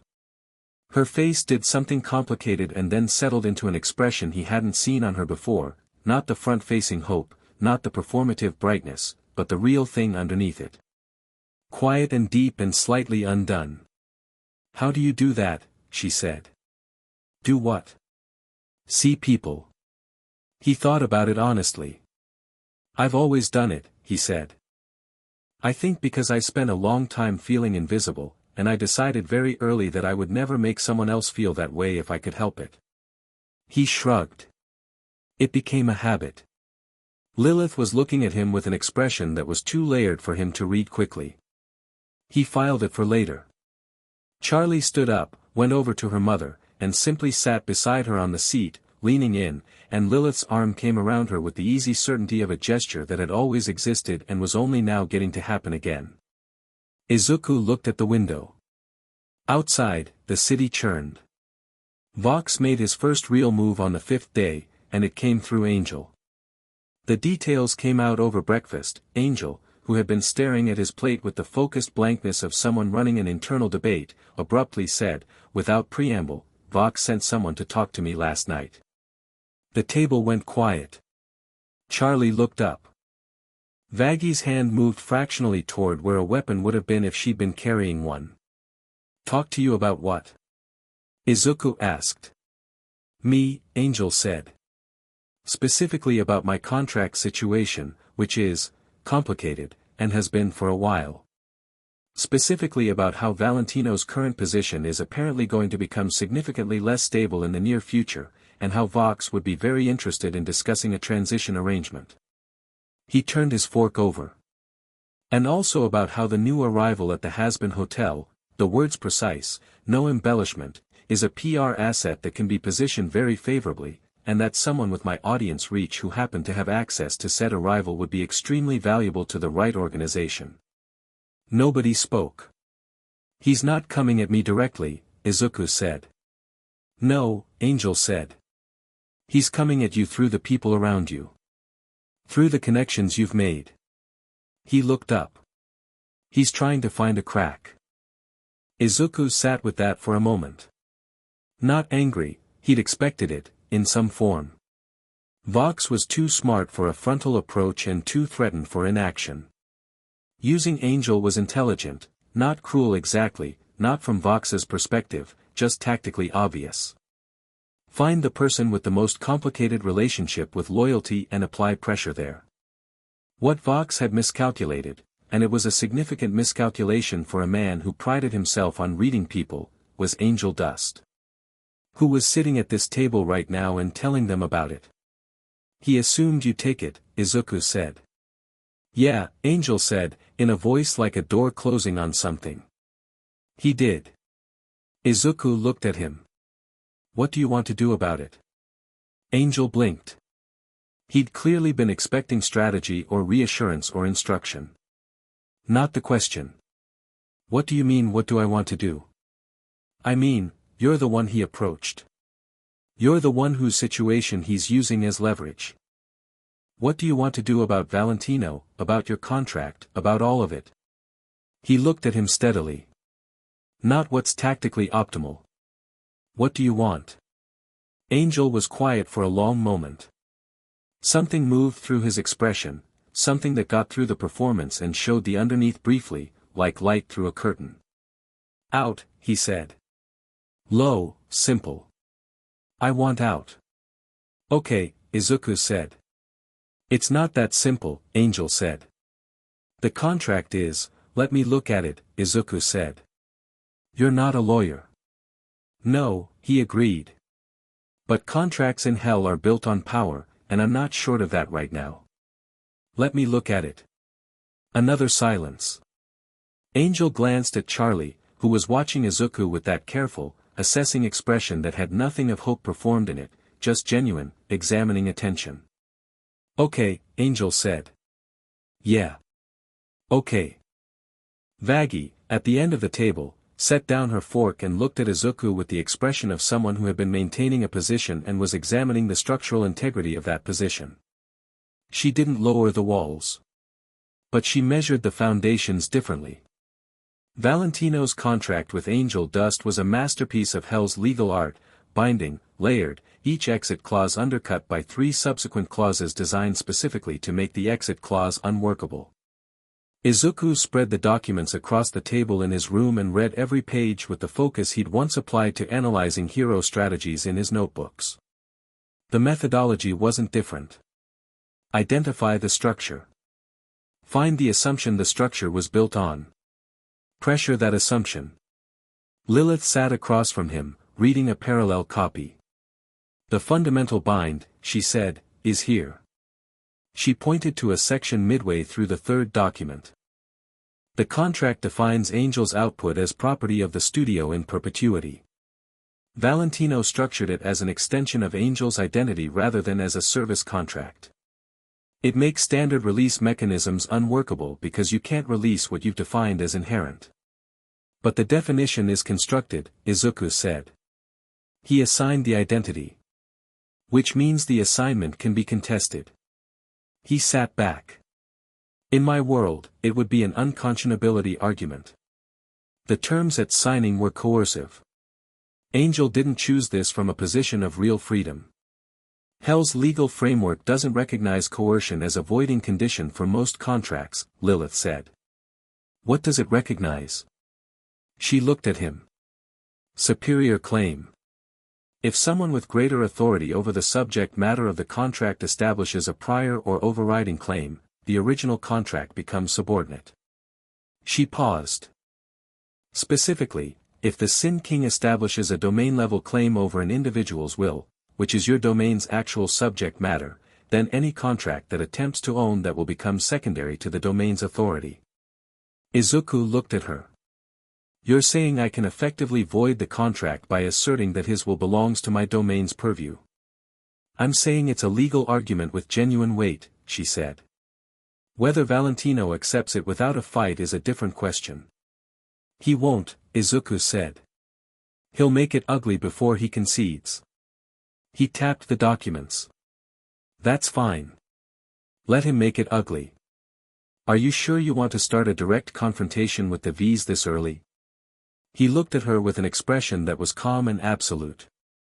Carmilla asked me today whether I was going to be a foundation or a fault line, he said. I told her foundation. That was the true answer. But, he put the documents in order, a foundation can also be the thing that redirects a fault line. Lilith looked at him for a long moment. Then she reached across the table and put her hand briefly over his, the warmth of it deliberate and present. You're remarkable, she said. I've been waiting for that to be the right word and it keeps being the right word. He looked at her hand. At the warmth of the gesture, sincere, uncomplicated, not performing anything. Lilith, he said. Yes. The covenant. Yes.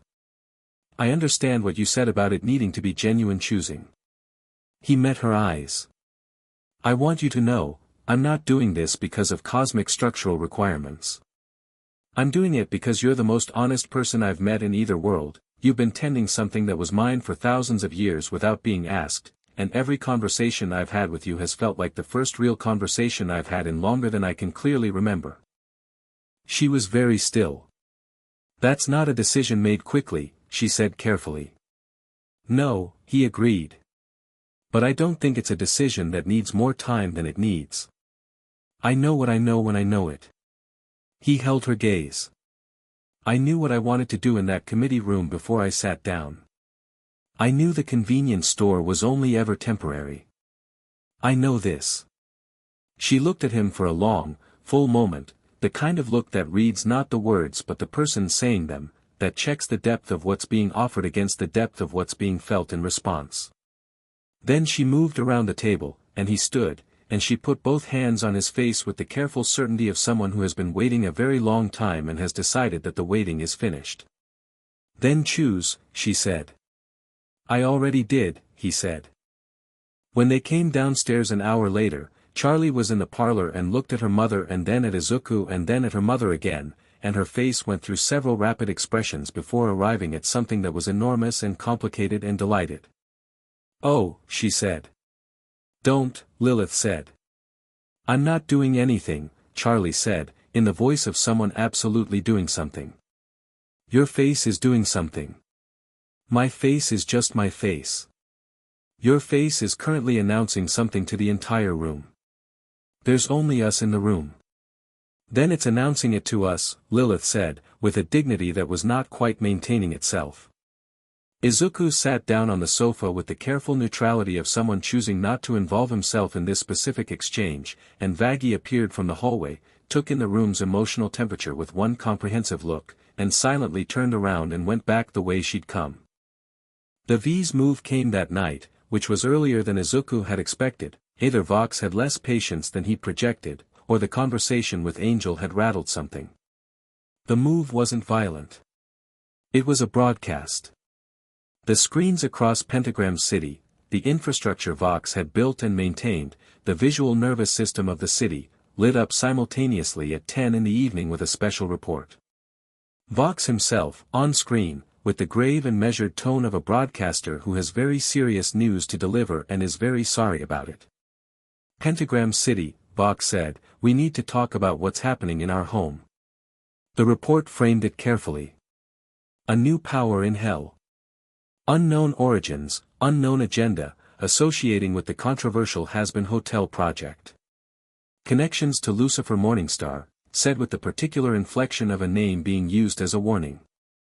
A Sin King, a title that most of hell hadn't heard, and Vox had had 5 days to research and was now deploying with the specific editorial framing of does anyone actually know what this means? It ended with, we're not saying this is dangerous. We're just asking, shouldn't we know more before we decide it isn't? In the hotel's parlor, they watched it on the small screen Angel had brought down, and the room was quiet in the way of people processing something. He's good, Izuku said. Good. Vaggie said. At this. The framing. He didn't accuse me of anything. Didn't make claims he can't support. Just created the feeling of a question that has an implied answer. He nodded at the screen with the detached appreciation of someone studying technique. It's going to work on some people. So what do we do? Charlie said. He looked at her. Nothing. Right now. Nothing. He built the question with implications, he said. If I respond defensively, I validate the implication. If I ignore it, I let the question sit unanswered long enough to become its own answer. He stood up. So we don't do either. We do something completely different. Which is? He thought about his notebooks. About all the hours of strategy that had seemed like obsession until the moment they became the exact tool needed. We give people a different question, he said. Something true. Something they can actually see and touch and decide about themselves. He looked at Charlie. You have intake appointments tomorrow. 2, yes. I want to be there, he said. Not as a feature. Not as anything to announce. I just want to be there. She understood immediately. It was one of the things about her, the speed with which she absorbed genuine intention. You want them to meet you, she said. Just you. Not the narrative.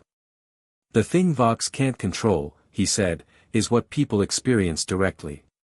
He can own the broadcast. He can't own the room. Vaggie, who had been watching this exchange with the focused attention of a soldier assessing tactics, turned to Charlie. He's right, she said, flatly, as though the words were somewhat against her will. It's actually the right move. Coming from Vaggie, at this stage, that was approximately equivalent to a standing ovation.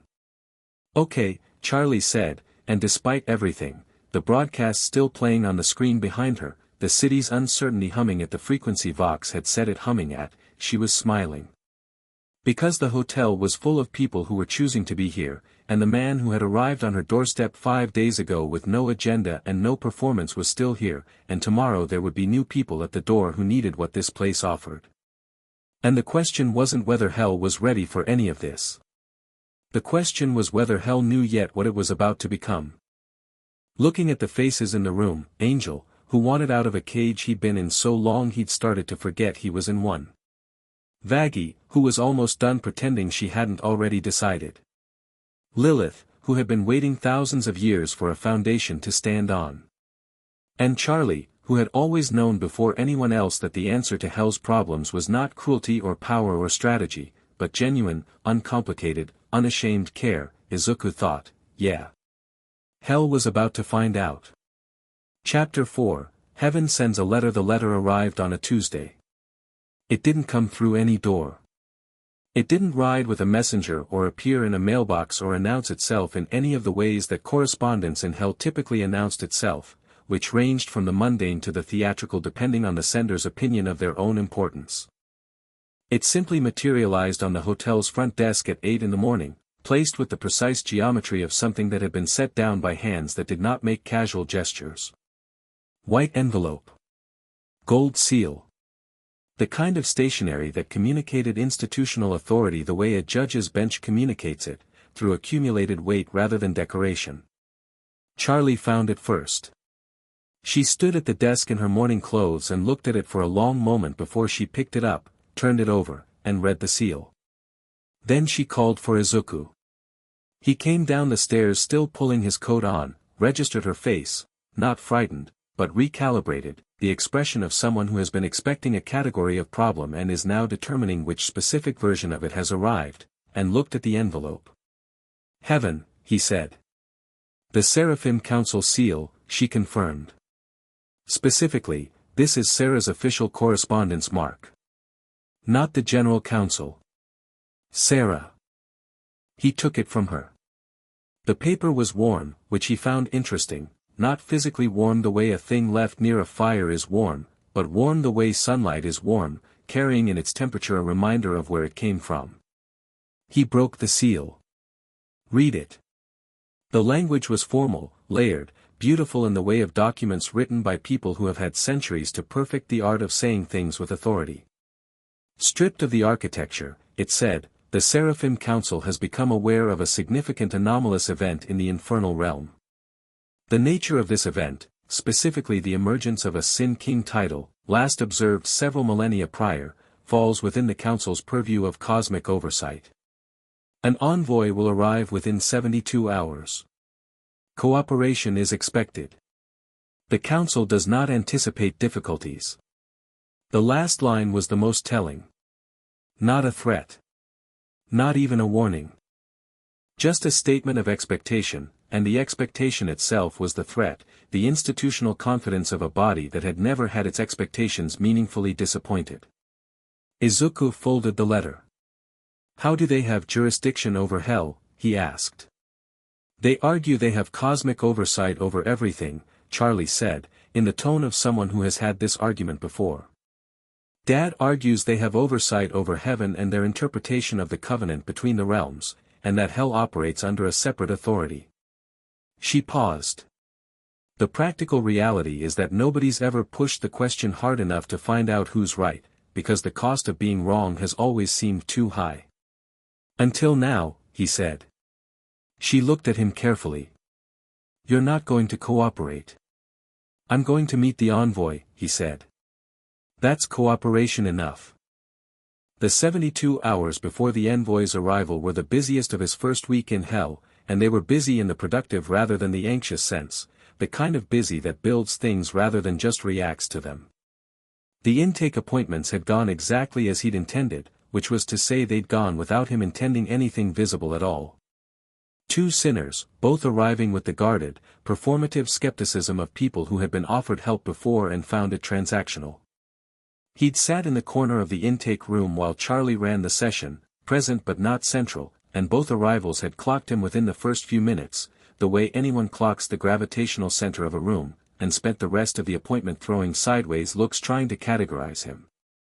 At the end, one of them, a middle-aged man who'd died in the 1980s with the deep-set wariness of someone who'd learned early that trust was a liability, had looked at Izuku directly and said, "Who are you?" "Guest," Izuku had said. "You don't look like a guest." "What do I look like?" The man had thought about it. "Something that stayed," he said finally. Izuku had nodded. "That's about right." Both of them had checked in. Vox's broadcast had played 3 more times in various edited formats, each iteration slightly more pointed than the last, the evolution of a narrative being stress-tested for audience response. The comments, Angel reported with the practiced intel delivery of someone who'd spent years knowing which information mattered, were split roughly down the middle. Half the city skeptical, half curious, and the curious half growing. The domain continued expanding east. Lucifer had sent another note, this one considerably less terse, 3 paragraphs discussing the structural implications of a Sin King domain sharing a boundary with an overlord's established territory, which was the most Lucifer had said to him in one document and which read, between the formally correct lines, as an attempt at genuine communication that hadn't quite finished undressing from its official clothes. He wrote back 3 paragraphs. Direct, practical, addressing each point. At the end, he added, "The duck you left in the East District garden was presumably accidental. I've kept it. He didn't know if it would land. He sent it anyway." Carmilla had come by twice, once to follow up on their conversation about Vox, once with her daughters Clara and Odette, an introduction that was clearly significant and clearly deliberate. Clara was sharp and precise like her mother, Odette quieter but watching everything with an intelligence that was different in quality from Carmilla's, less strategic, more philosophical. Both of them had looked at him the way their mother had looked at him, with the specific assessment of people for whom trust was constructed rather than assumed. He'd treated them the way he treated everyone. Like they were worth paying attention to. Clara had said, at the end, "You're not what I expected." "What did you expect?" "Something more declarative," she said. "Someone who'd arrived with a flag." "I've never been the flag type," he said. Odette had smiled at that. Quiet, private. He filed it. But the thing that occupied most of his attention in those 72 hours, the thing he kept returning to between everything else, was a conversation he hadn't had yet and needed to have before the envoy arrived. He found Lucifer in the workshop at 10 o'clock on the second night. The workshop was in the oldest part of Lucifer's private estate, not the grand formal spaces but the deep, utilitarian heart of the place, accessible through a door that was notably less impressive than every other door in the building and that opened onto a room that was entirely unlike the rest of the estate's cultivated grandeur. It was a working space. Genuinely worked in. Benches covered with projects in various stages, tools organized with the precision of someone who knew where everything was even if no one else could see the system, and an ambient quality of creative focus that Izuku recognized because he'd spent a lot of his life in it himself. Lucifer was at the central bench, working on something that involved both fine tools and what appeared to be genuine frustration. He looked up when Izuku came in. His expression moved through several positions: surprise, calibration, something that wasn't quite welcome but wasn't its opposite either, before settling. "You knocked," Lucifer said. "It seemed polite," Izuku said. "Most people who want something from me don't knock." "I've noticed that about people who want things," Izuku said.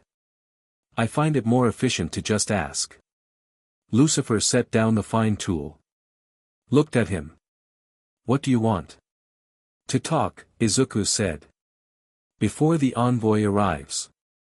I want you to know things that I think you should know before this gets complicated, and I'd rather tell you myself than have you find out through the meeting."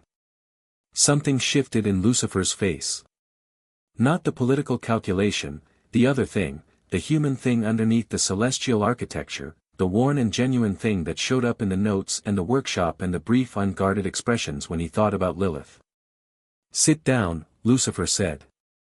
Izuku sat on a workbench stool that was the only seating not covered with project materials. Lucifer leaned against his bench with his arms crossed, not closed off, but holding himself, the body language of someone bracing for something they've already decided to hear. "My name was Izuku Midoriya," Izuku said. He started from the beginning, and he told it straight, not as a story shaped for effect but as a sequence of events told to someone he was choosing to be honest with. The quirk. The training. All Might, and what that relationship had meant and what it had cost. The years of building something real, one rescue at a time, until the weight of the building had exceeded the will of the people who were supposed to be holding the other side. Lucifer listened. He was, Izuku discovered, a genuinely good listener when he chose to be, fully present, not waiting for the point so much as following the shape of the whole thing. His expressions moved with the story, but quietly, controlled. When Izuku got to the hearing room, the 14 faces, the Hokkaido water stain, All Might in the back row with his instruction to step back, Lucifer went very still. He stayed still through the convenience store, through the capsule hotel, through the stairs. "Nobody was there," Lucifer said. "Not a question. Confirming something." "No," Izuku said. A pause. "I was there for Charlie's mother leaving," Lucifer said, in a voice that was not performing anything at all. "I mean, I know why she left. I understand it now better than I did then. But the fact of it, the empty space of it," he stopped. "Started differently. I understand something about that specific kind of alone. The kind where you look up and realize that the people who were supposed to be in the room have all found reasons to be elsewhere." Izuku looked at him. "Yeah," Izuku said. "That's the one."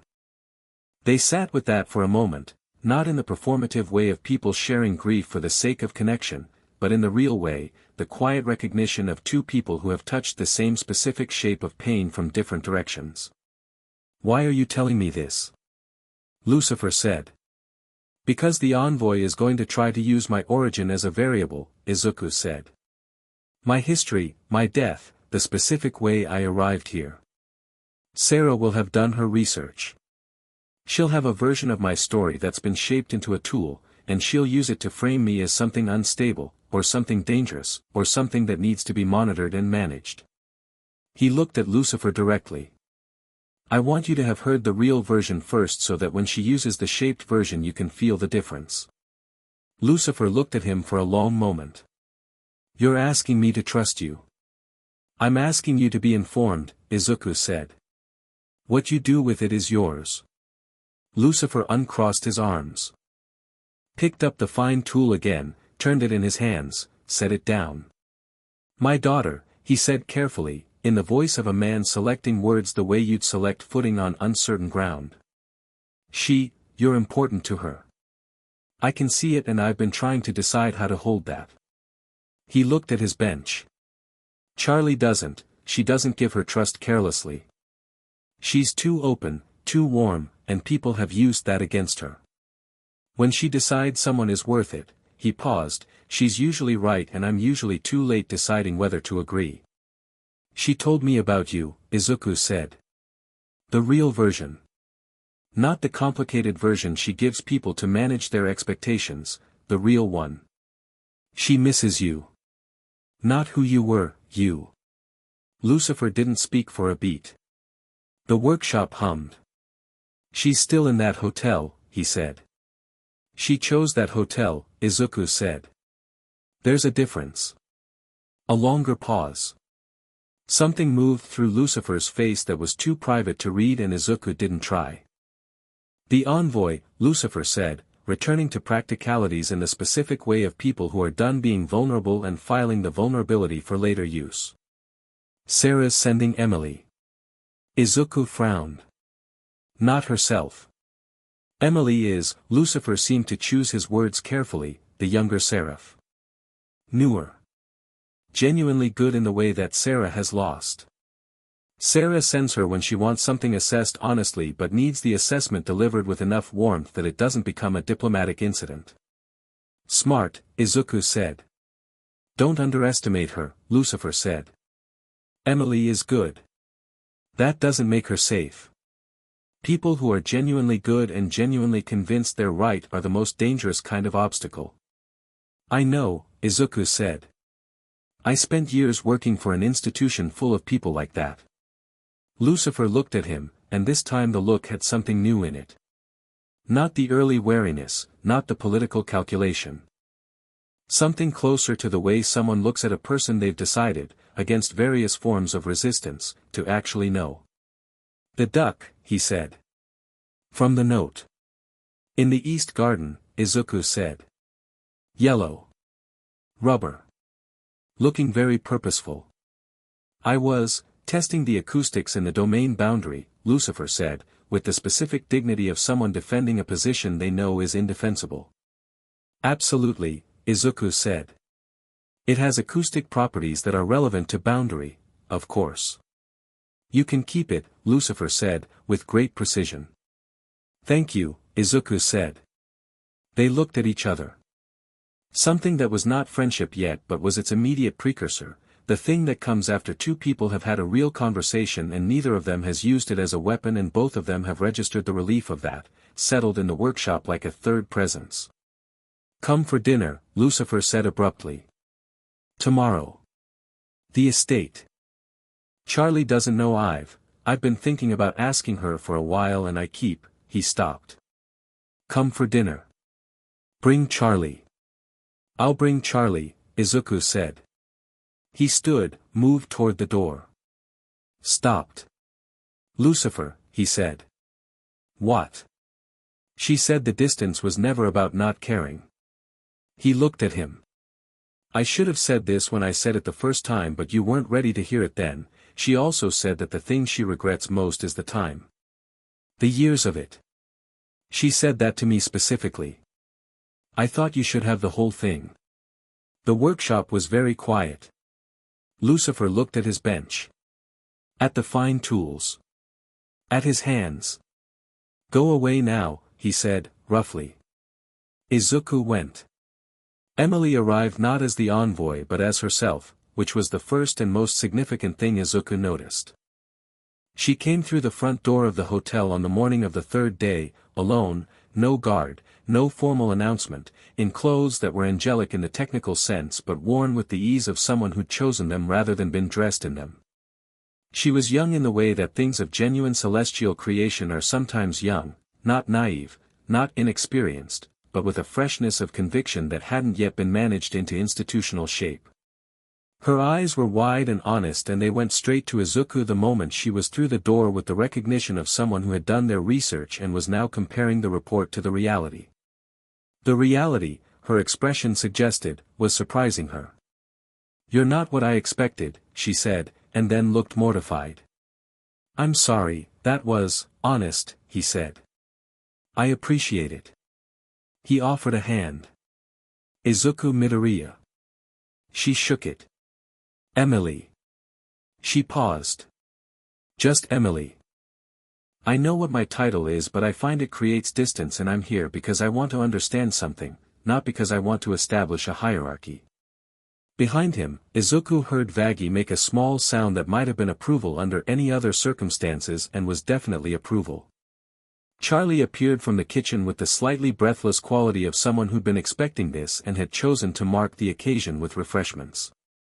Emily. Hi. How are you?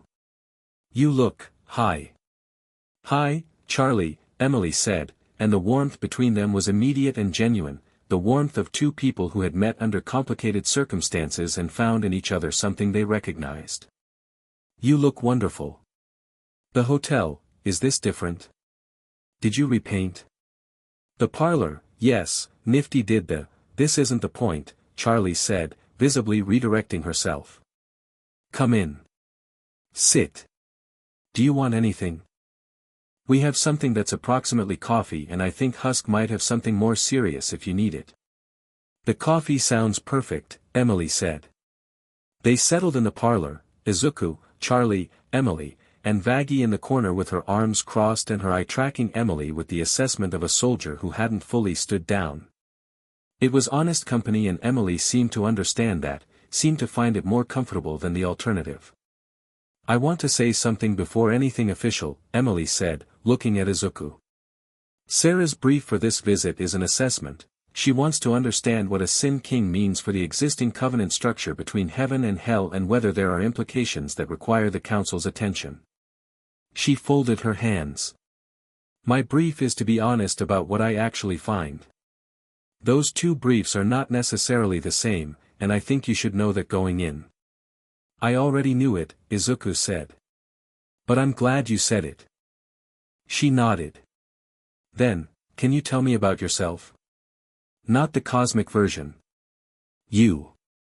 He told it again, the third time now, each telling slightly different because each person required a different angle of honesty. For Lilith, he'd given her the structural version, the architecture of what he was.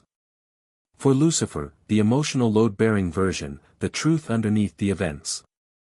For Emily, he gave her the clean version, direct, complete, without editorial shape. Just the facts of a life told straight. She listened the way she'd clearly been taught to listen, with her whole attention, no interruption, no filling of silences. When he finished, she was quiet for a moment. The people who betrayed you, she said. Do you want justice? For them? He considered it.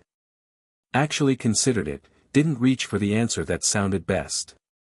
No, he said. I want them to be better than they were. Not for my sake.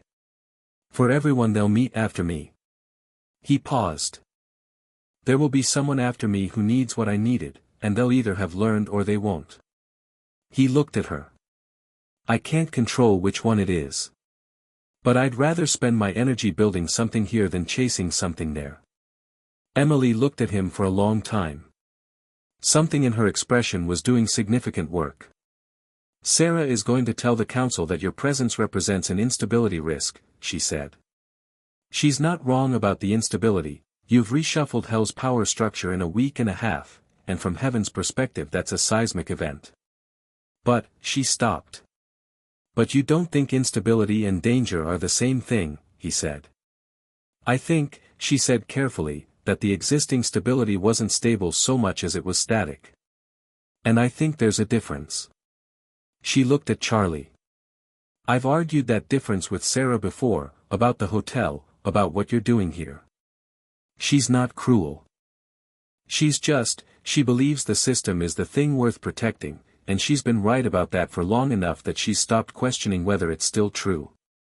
Charlie reached across and squeezed Emily's hand briefly.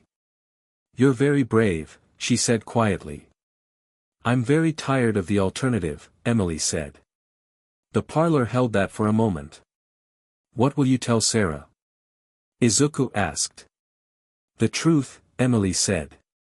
That you're not a threat to the covenant structure. That you're something the covenant structure was probably always supposed to make room for but didn't. And that trying to neutralize you would require a level of force that would break things the council actually needs intact. She met his eyes. I'll also tell her that you're not someone who's going to wait for Heaven's permission to exist. No, he agreed. I'm not. She's not going to like that. I know. Adam is going to. The room temperature changed slightly. Not literally, but the quality of attention in it shifted, as if the name had weight enough to affect physics. He's alive, Izuku said. Emily's expression confirmed it in the half-second before she controlled it. Reconstituted, she said carefully. The process takes time. He's not fully himself yet. But he's conscious and he's aware of events here and he has opinions. About me. About everything, she said. But yes. Specifically about you. She looked at her hands. Adam is the original man. The first human soul. His ego is structured around being the singular, unrepeatable, unmatched product of God's direct creation. He spent all of human history as the cosmic benchmark. She looked up. You're a human soul. Who arrived in hell. As a Sin King. He'll read that as a comment on him, Izuku said. He'll read it as an insult to the order of creation, Emily said. And Adam, when he feels insulted, starts wars, Vaggie said, from the corner. Flat, factual, personal. Emily looked at her. Yes, she said softly. He does. Vaggie said nothing else. The line she'd drawn around the subject was visible if you knew how to read her, and Izuku had been reading her for a week and a half. He'll come here, Izuku said. Not as a question. Eventually, Emily said. Not yet. He's not ready. But, eventually, Izuku confirmed. He wasn't afraid of that. He checked himself, not performing courage, actually checking the internal state, the real one. No, not afraid. Something more like readiness. The state of a person who has been through enough to know that the worst thing isn't the threat itself, it's being surprised by it. He wouldn't be surprised. When he comes, Izuku said, tell him, if you see him before I do, tell him it isn't personal. I'm not here to challenge anyone's place in the order of things. He paused. But I won't move out of his way either. Emily nodded slowly. Dinner at Lucifer's estate was quiet and then wasn't. They arrived, Izuku, Charlie, Lilith, and Lucifer opened the door himself, which Charlie registered with an expression she immediately tried to manage and failed to. The estate was set for dinner in a way that was clearly the result of effort, not the automatic excellence of a staff doing their job but the specific evidence of someone who had thought about what to prepare and had made choices. Lucifer had cooked. This fact alone made Charlie's eyes fill, and she managed it before it became visible to anyone who wasn't already watching her closely. They ate. Lucifer talked about his work, the projects, the acoustic research that definitely involved rubber ducks for entirely legitimate reasons, and Charlie talked about the hotel, and Lilith listened with the expression of someone relearning how to be in a space that used to be theirs. The conversation moved in careful spirals around the things that needed to be said eventually, giving them room. It was Izuku who moved first. I want to tell you both something, he said, during a silence between courses. Three faces turned to him. He looked at Lucifer, then Charlie. I understand that what's been built here, the hotel, what you're trying to do, this family, was built under conditions that were harder than they should have been. I understand that I arrived and immediately became a variable in something very delicate. He looked between them. I'm not going to treat that carelessly. Whatever I'm building here, I'm building with you, not across you. I want that to be clear. Charlie opened her mouth and closed it again. Lucifer looked at his plate. Then at Izuku. Then at Lilith, a look that carried everything and translated none of it. You know, Lucifer said finally, in a voice that was dry but underneath the dry was something much warmer, for someone who fell down a staircase, you are, he paused, infuriatingly well composed. Railing failure, Izuku said. Railing failure, Lucifer repeated, and something in his face cracked open into the first genuine, unguarded laugh Izuku had heard from him, real and slightly rusty and significantly surprised by itself.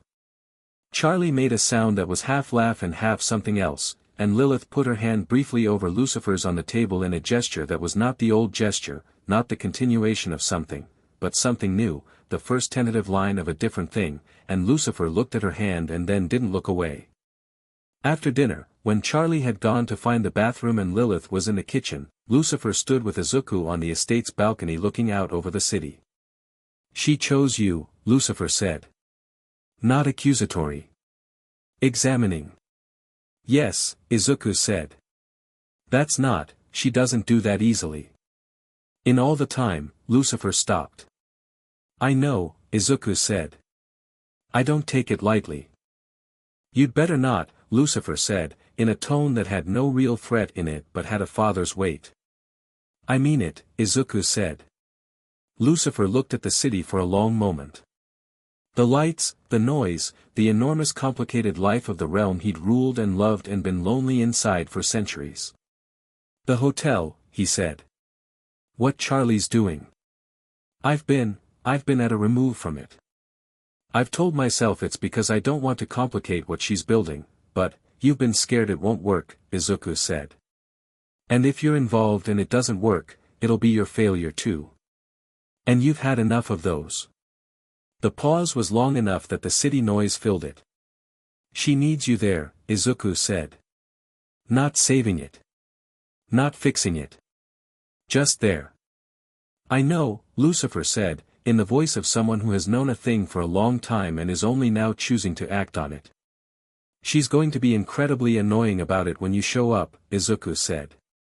She is going to be absolutely insufferable, Lucifer agreed, with warmth so complete it transformed the word.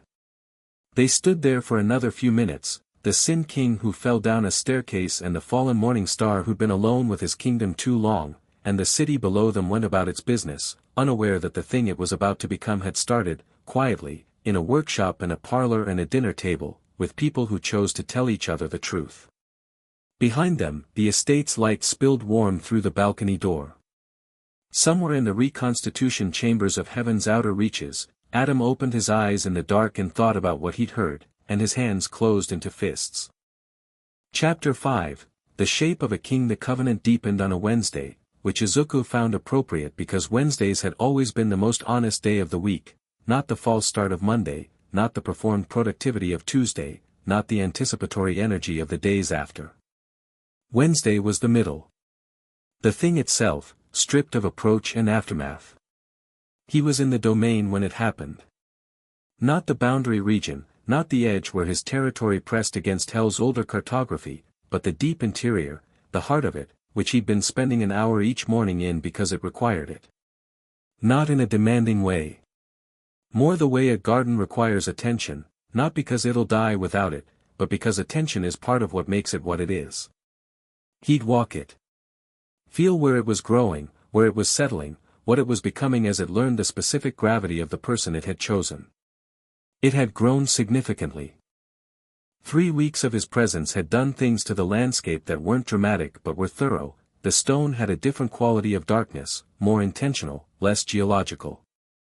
The air inside the domain had a temperature that was neither Hell's ambient heat nor anything else familiar, just specific to itself, specific to him. Things grew here that hadn't grown before. Not plants exactly, more like the visible manifestations of what made physical, shapes in the rock and atmosphere that corresponded to something, that meant something, if you were fluent in the language. Lilith walked in from the east side at 8 in the morning with 2 cups of the not-quite coffee and the ease of someone who'd been moving through this space for so long it had incorporated her as an element. He took the cup without turning around. You've been here early. I've been here every morning this week, she said. You don't always notice. I always notice, he said. I just don't always say it. She came to stand beside him, looking at the same thing he was looking at, a section of the domain's interior where the ground had begun doing something architecturally ambitious, the stone rising in formations that suggested structure without committing to it. Like the beginning of walls. Like the foundations of something. It's building, she said. I haven't told it to, he said. It doesn't need telling. It's responding to you. She looked at it with the expression of someone watching something long awaited arrive in its own time. The domain of the last Sin King was a place called the Undivided Court. It was magnificent. But it was imposing. Designed for authority. She glanced at him. Yours is going to be different. What's it going to be? I think you already know. He did. He'd been watching the formations every morning and feeling what they were reaching toward, the architectural intention underneath the stone's ambition. It wasn't a throne room.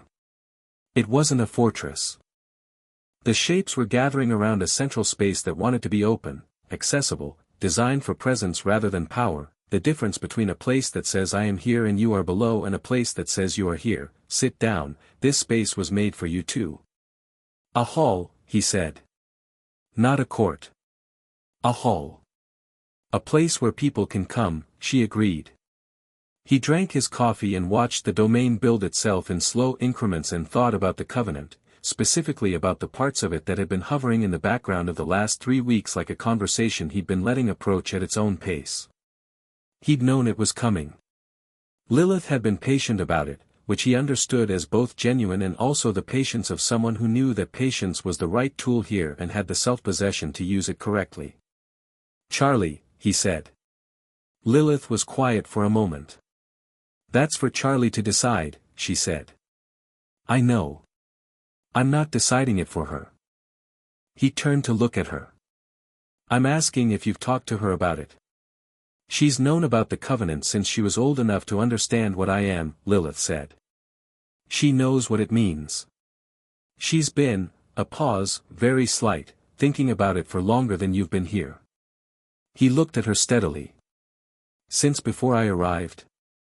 "Since she understood what a Sin King was," Lilith said. "Which she understood at 18, when I explained to her what the domain had been and what it would be when the next one came. She filed it somewhere. The way she files things that matter, not away, but to the side. Waiting to be relevant." He thought about Charlie.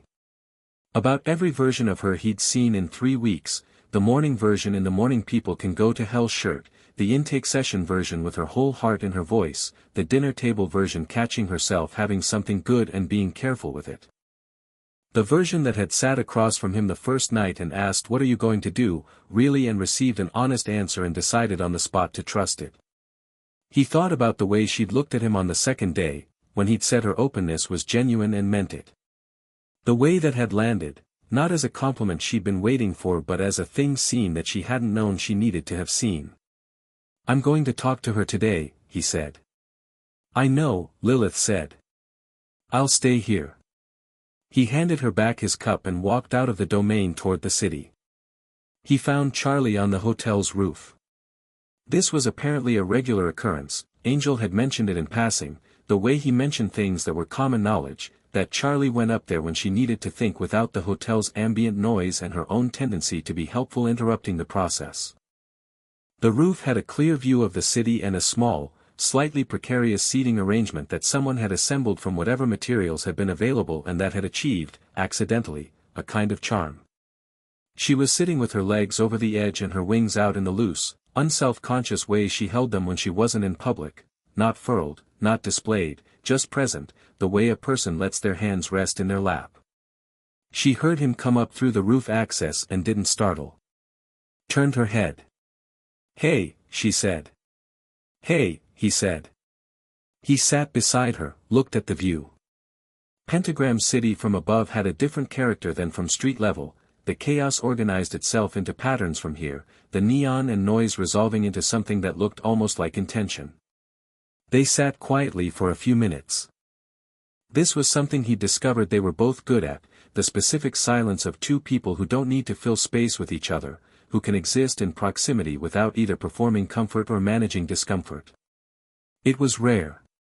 He'd had it with almost no one in his previous life, and he recognized it now as the thing he'd been missing and calling by other names. "Your mom told you," Charlie said. "She told me you'd been thinking about it." Charlie looked at the city. Her wings shifted slightly, not nervously, but with the quality of something adjusting to a new position. "I've known about the covenant since I was 18, she said. She sat me down and explained the whole cosmological structure, the Sin King's domain, what the anchoring means, why it requires connection to our bloodline." She paused. "I remember thinking it was the most abstract thing I'd ever been told. What do you think now?" She turned to look at him. "I think," she said carefully, "that the thing I noticed first about you was that you looked at everyone who came through the hotel door like they were worth the full weight of your attention. I've been trying to do that my whole life and it costs me something every time. You just do it. Like it's the default." "It is the default," he said. "That's what I mean," she said. "It's not a thing you perform. It's what you are." She looked at her hands, the city, back at him. "I also think, and I want to be honest about this, I don't want to make it more cosmic than it is, I've been lonely. Not dramatically. Not in a way that defines everything. Just, she searched for it, in the specific way of someone who is surrounded by people they love and who love them back and who is still the only person carrying a particular weight. She looked at him. You carry the same weight. I can see it. I don't have to explain it and you don't have to perform understanding it. You just already know. He looked at her for a long moment. The city below, the red sky above, the warm improbable reality of being here on a rooftop in hell talking to the daughter of the morning star about what it meant to be lonely in a crowded room. Charlie, he said. I'm not going to dress this up. The covenant is a real structural thing with real implications. But I want to tell you something separate from that. He met her eyes. Whatever I'm building here, I want to build it with you. Not because of the cosmic requirement. Because I can't imagine building it without you and not having it be lesser. She was very still. She started. Honest, he said. It's just honest. She laughed, surprised into it, the real laugh, the one that was nothing like the performance of delight and entirely like the genuine article. You keep doing that, she said. Every time I'm about to, every time I have a whole emotional response prepared, you just say exactly the true thing and all my prepared responses become irrelevant. I could be less direct, he offered. Please don't, she said immediately. He smiled. She smiled at the smile, and there was a moment between them that was nothing complicated, just two people who had been lonely in specific ways finding something that fit the specific shape of what they'd been missing. She leaned over and put her head on his shoulder. He let her. They sat on the rooftop with the city below them and the covenant settled between them and around them, not as obligation, not as the mechanism of cosmic necessity, but as the name for a thing that had already been becoming true. The attack came without announcement, which was the point. 3 days after the rooftop. Mid-morning, the hotel occupied with its usual business, intake meeting in the parlor, Husk at the bar, Nifty's cleaning making its ambient music through the walls.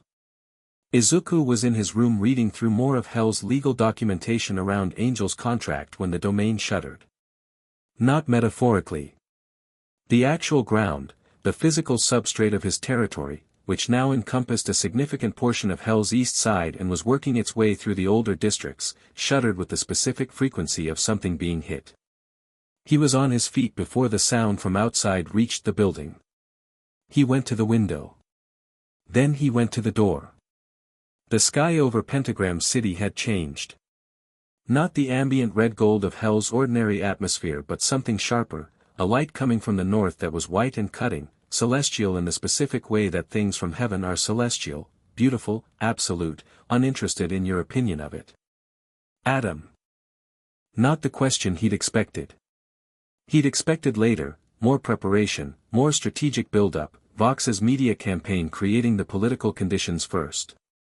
This was early. This was impulsive, the move of someone who couldn't wait for the conditions to be right because something about the situation was too personally offensive to manage at range. He was already out the door and down the stairs when the hotel's front entrance blew open.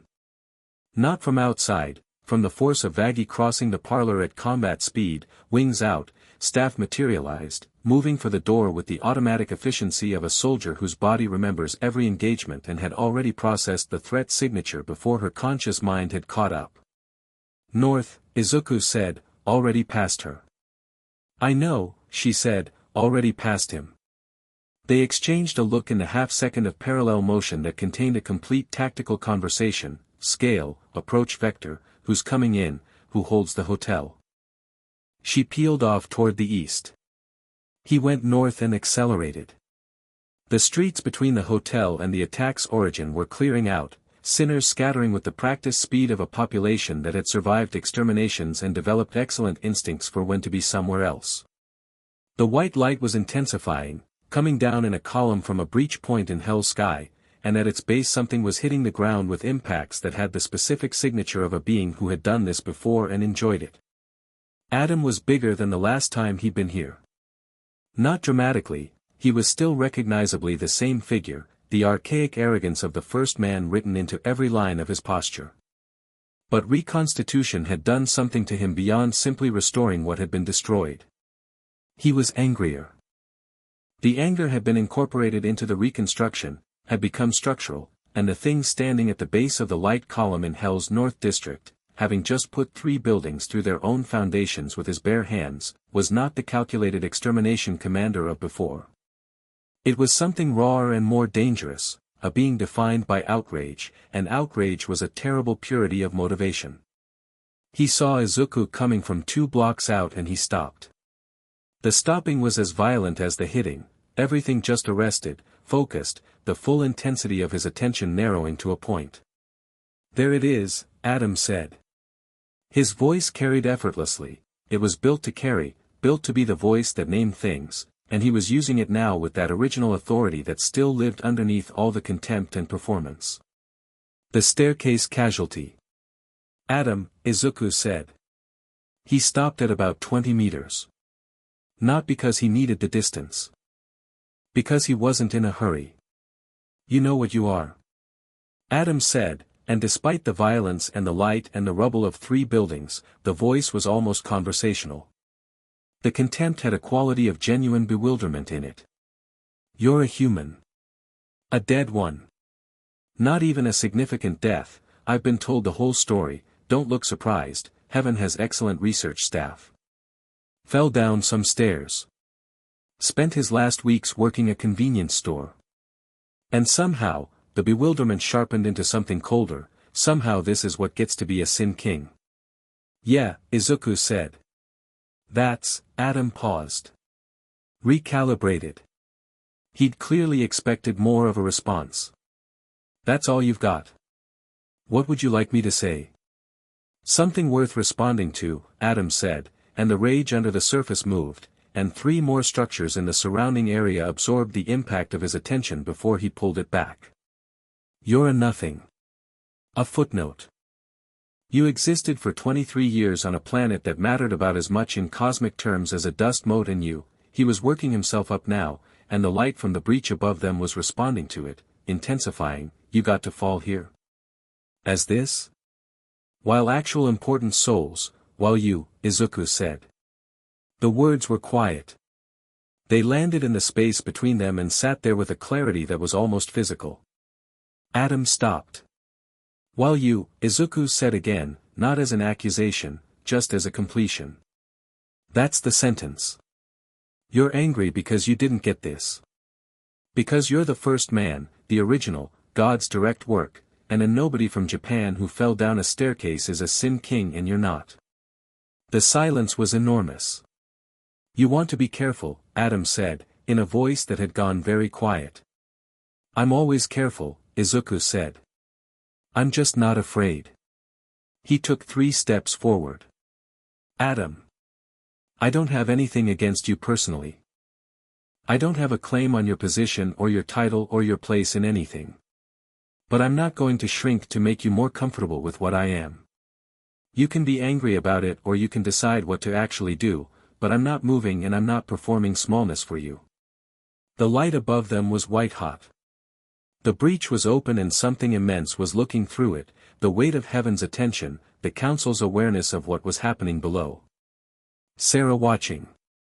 Emily watching. The whole architecture of celestial oversight pressed down on this street in Hell's North District like a thumb on a scale. Adam moved. Not gradually. Not with build-up. One moment 20 meters, the next at Izuku's position, fist carrying the force of the first man's full reconstructed rage aimed at a point that would have put Izuku through the pavement and several meters into it. Izuku was not there.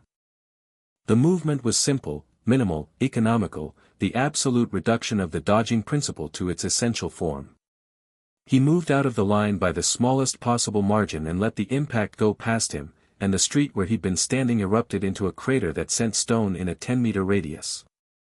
Adam came around, fast, genuinely fast, the speed of something that had been engineered from the beginning of human existence to be the physical benchmark, and Izuku moved again, and again, each dodge the product of reading, of seeing the intention before the execution, of the same engine that had spent years processing combat information without the power to always act on it and now had the domain underneath it. He wasn't avoiding the fight. He was asking it a question. What are you made of? What do you actually have? Adam answered with escalation, pulled celestial light from the breach overhead and shaped it into something that hit the street like artillery. Izuku took the force of it head-on, and the domain moved under him, and the light broke against the fundamental nature of his territory, because the domain of unconquered will did not absorb damage the way armor absorbs it, by being harder. It absorbed it the way conviction absorbs doubt, by being made of something that the attack's logic didn't apply to. He walked out of the light. Adam stared. He started. Still here, Izuku said. He hit back. Not with light, not with any of the theatrical power of hell's grand gestures. With force, clean, direct, the physical expression of a domain that had chosen a former hero who had spent his entire abbreviated life learning how to apply will to the immediate problem in front of him. His fist connected with Adam's guard, and Adam, the first man, God's direct creation, took 3 steps back. He hadn't taken 3 steps back in anything. The breach above them pulsed. The light shifted. Someone up there was communicating something to Adam that Izuku wasn't privy to. He could see it in the way Adam's attention divided, the fraction of it that went upward and received information and brought it back changed. Adam looked at him. The rage was still there but it had altered. Something under the rage was visible now that the initial attack certainty had been stripped away. Not fear. Adam didn't fear. But something adjacent, the specific disorientation of a person who has been certain about something for their entire existence and has just had the certainty shaken loose.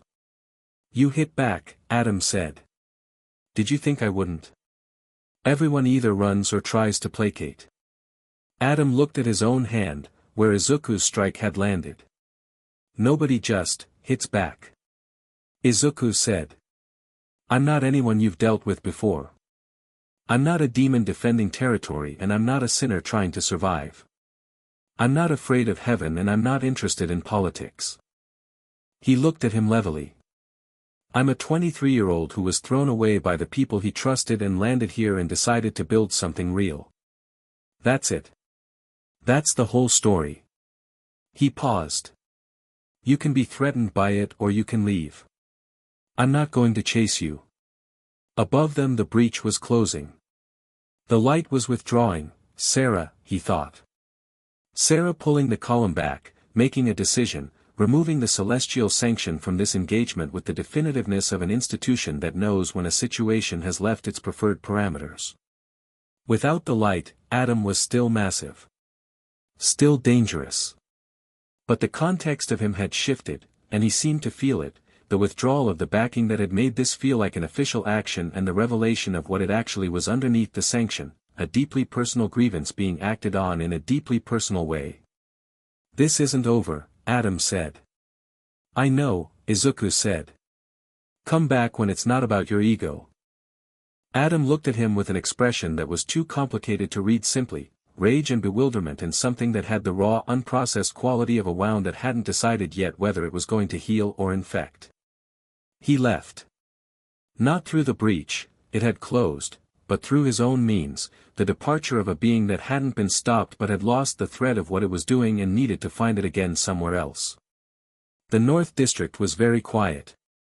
Izuku stood in a crater that had been a section of Hell Street and looked at the damage to the surrounding buildings and felt his heart rate come down from the specific elevated state of actual combat, not adrenaline exactly, but its equivalent, the body's report on how serious it had decided the situation was. Serious. But manageable. He turned around. Half of hell was watching him. Not all of it, but a significant fraction, the people who hadn't fled, the bolder sinners and the demon civilians and the overlord-adjacent figures who'd kept enough distance to be safe but close enough to see. They were on rooftops, in doorways, at the ends of streets. Hundreds of them. Watching the aftermath. Watching him. He didn't perform for them. Didn't make a speech. Didn't raise his hands or acknowledge the moment in any theatrical way. He just looked back at them for a moment, calm and present, and then started walking toward the hotel. The crowd parted, and then, after he passed, closed behind him in conversation, the specific noise of a city revising its opinion of something. Vaggie was waiting at the hotel door. She looked at him. He looked at her. The assessment in her eye was comprehensive, rapid, and arrived at a conclusion. "Anything broken?" she said.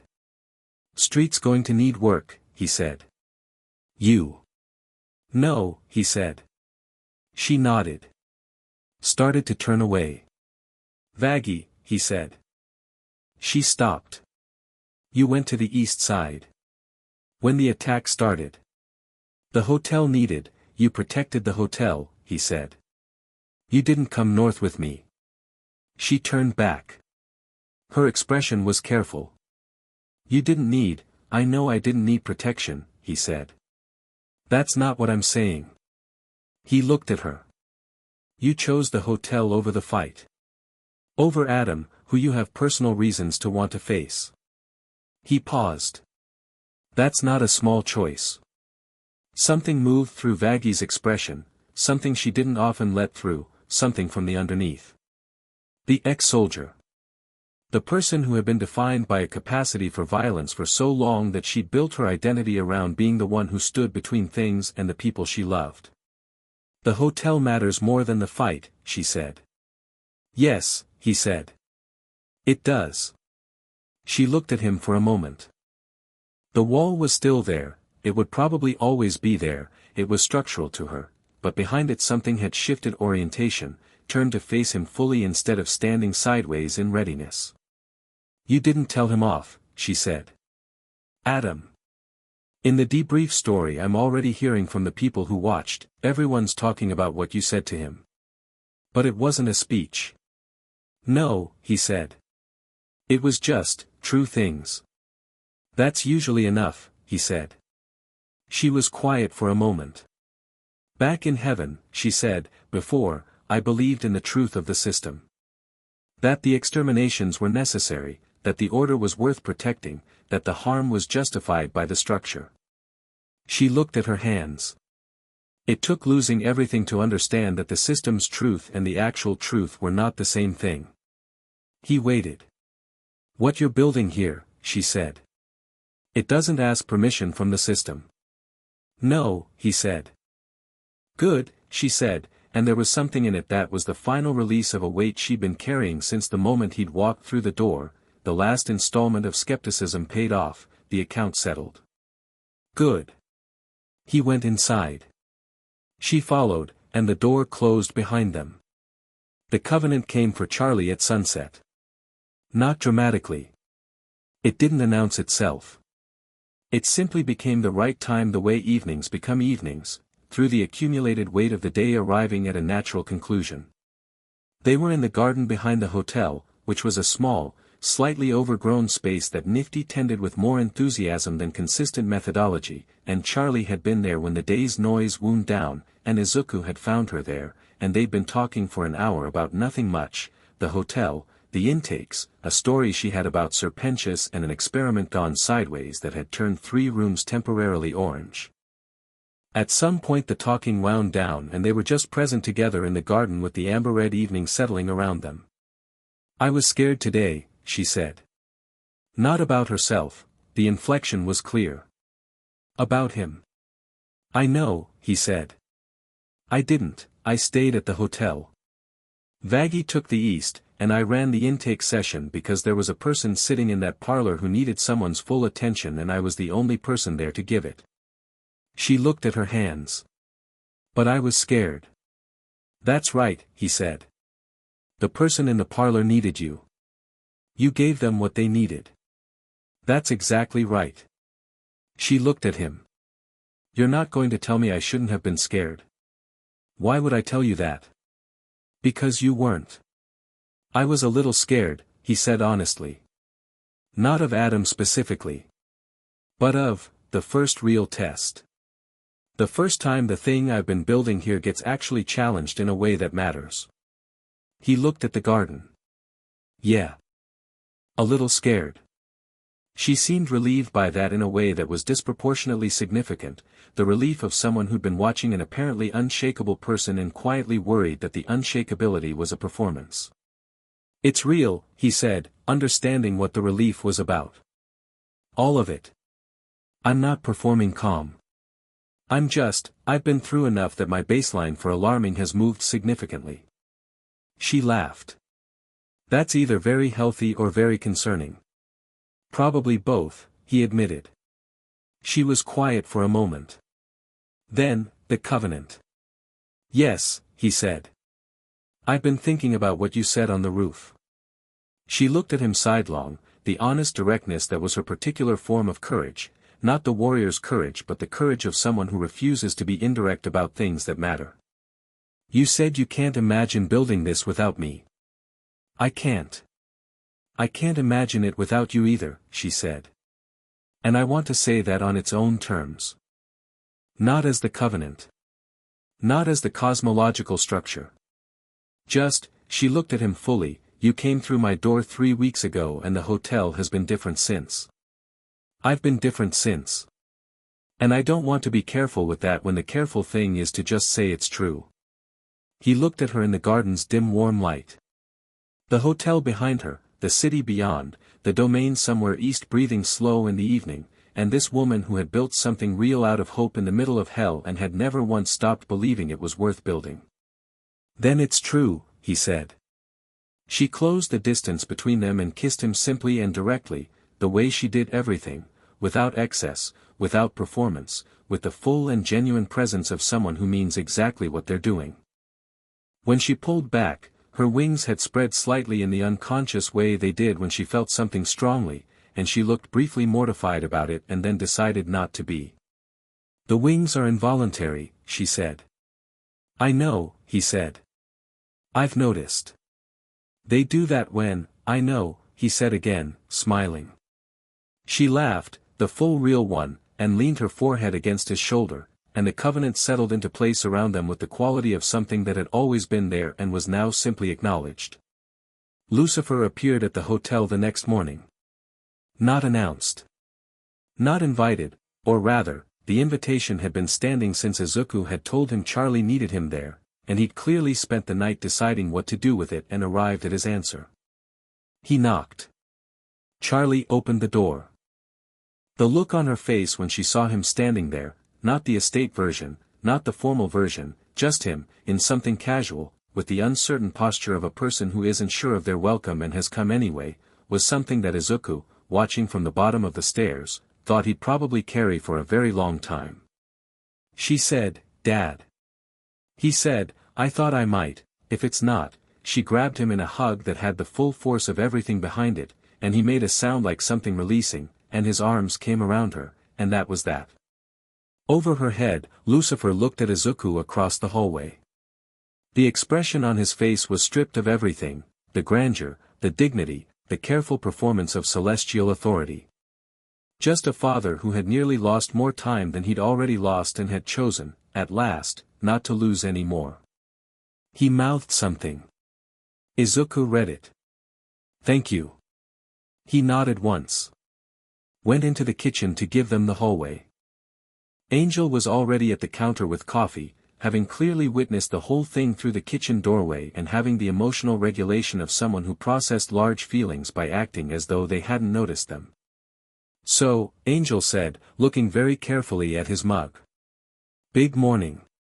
"Getting bigger," Izuku said, and poured himself coffee and stood at the counter listening to the sound of the hotel settling into a new configuration, more people, more presence, more of what it had always been trying to be, and thought about Adam standing in a crater looking at his own hand, and Emily watching from a closing breach, and Vox running his 5th strategy meeting, and Carmilla checking her boundary reports, and Lilith in the domain watching the walls build themselves stone by stone toward something that had a name he was just starting to be able to say. Home.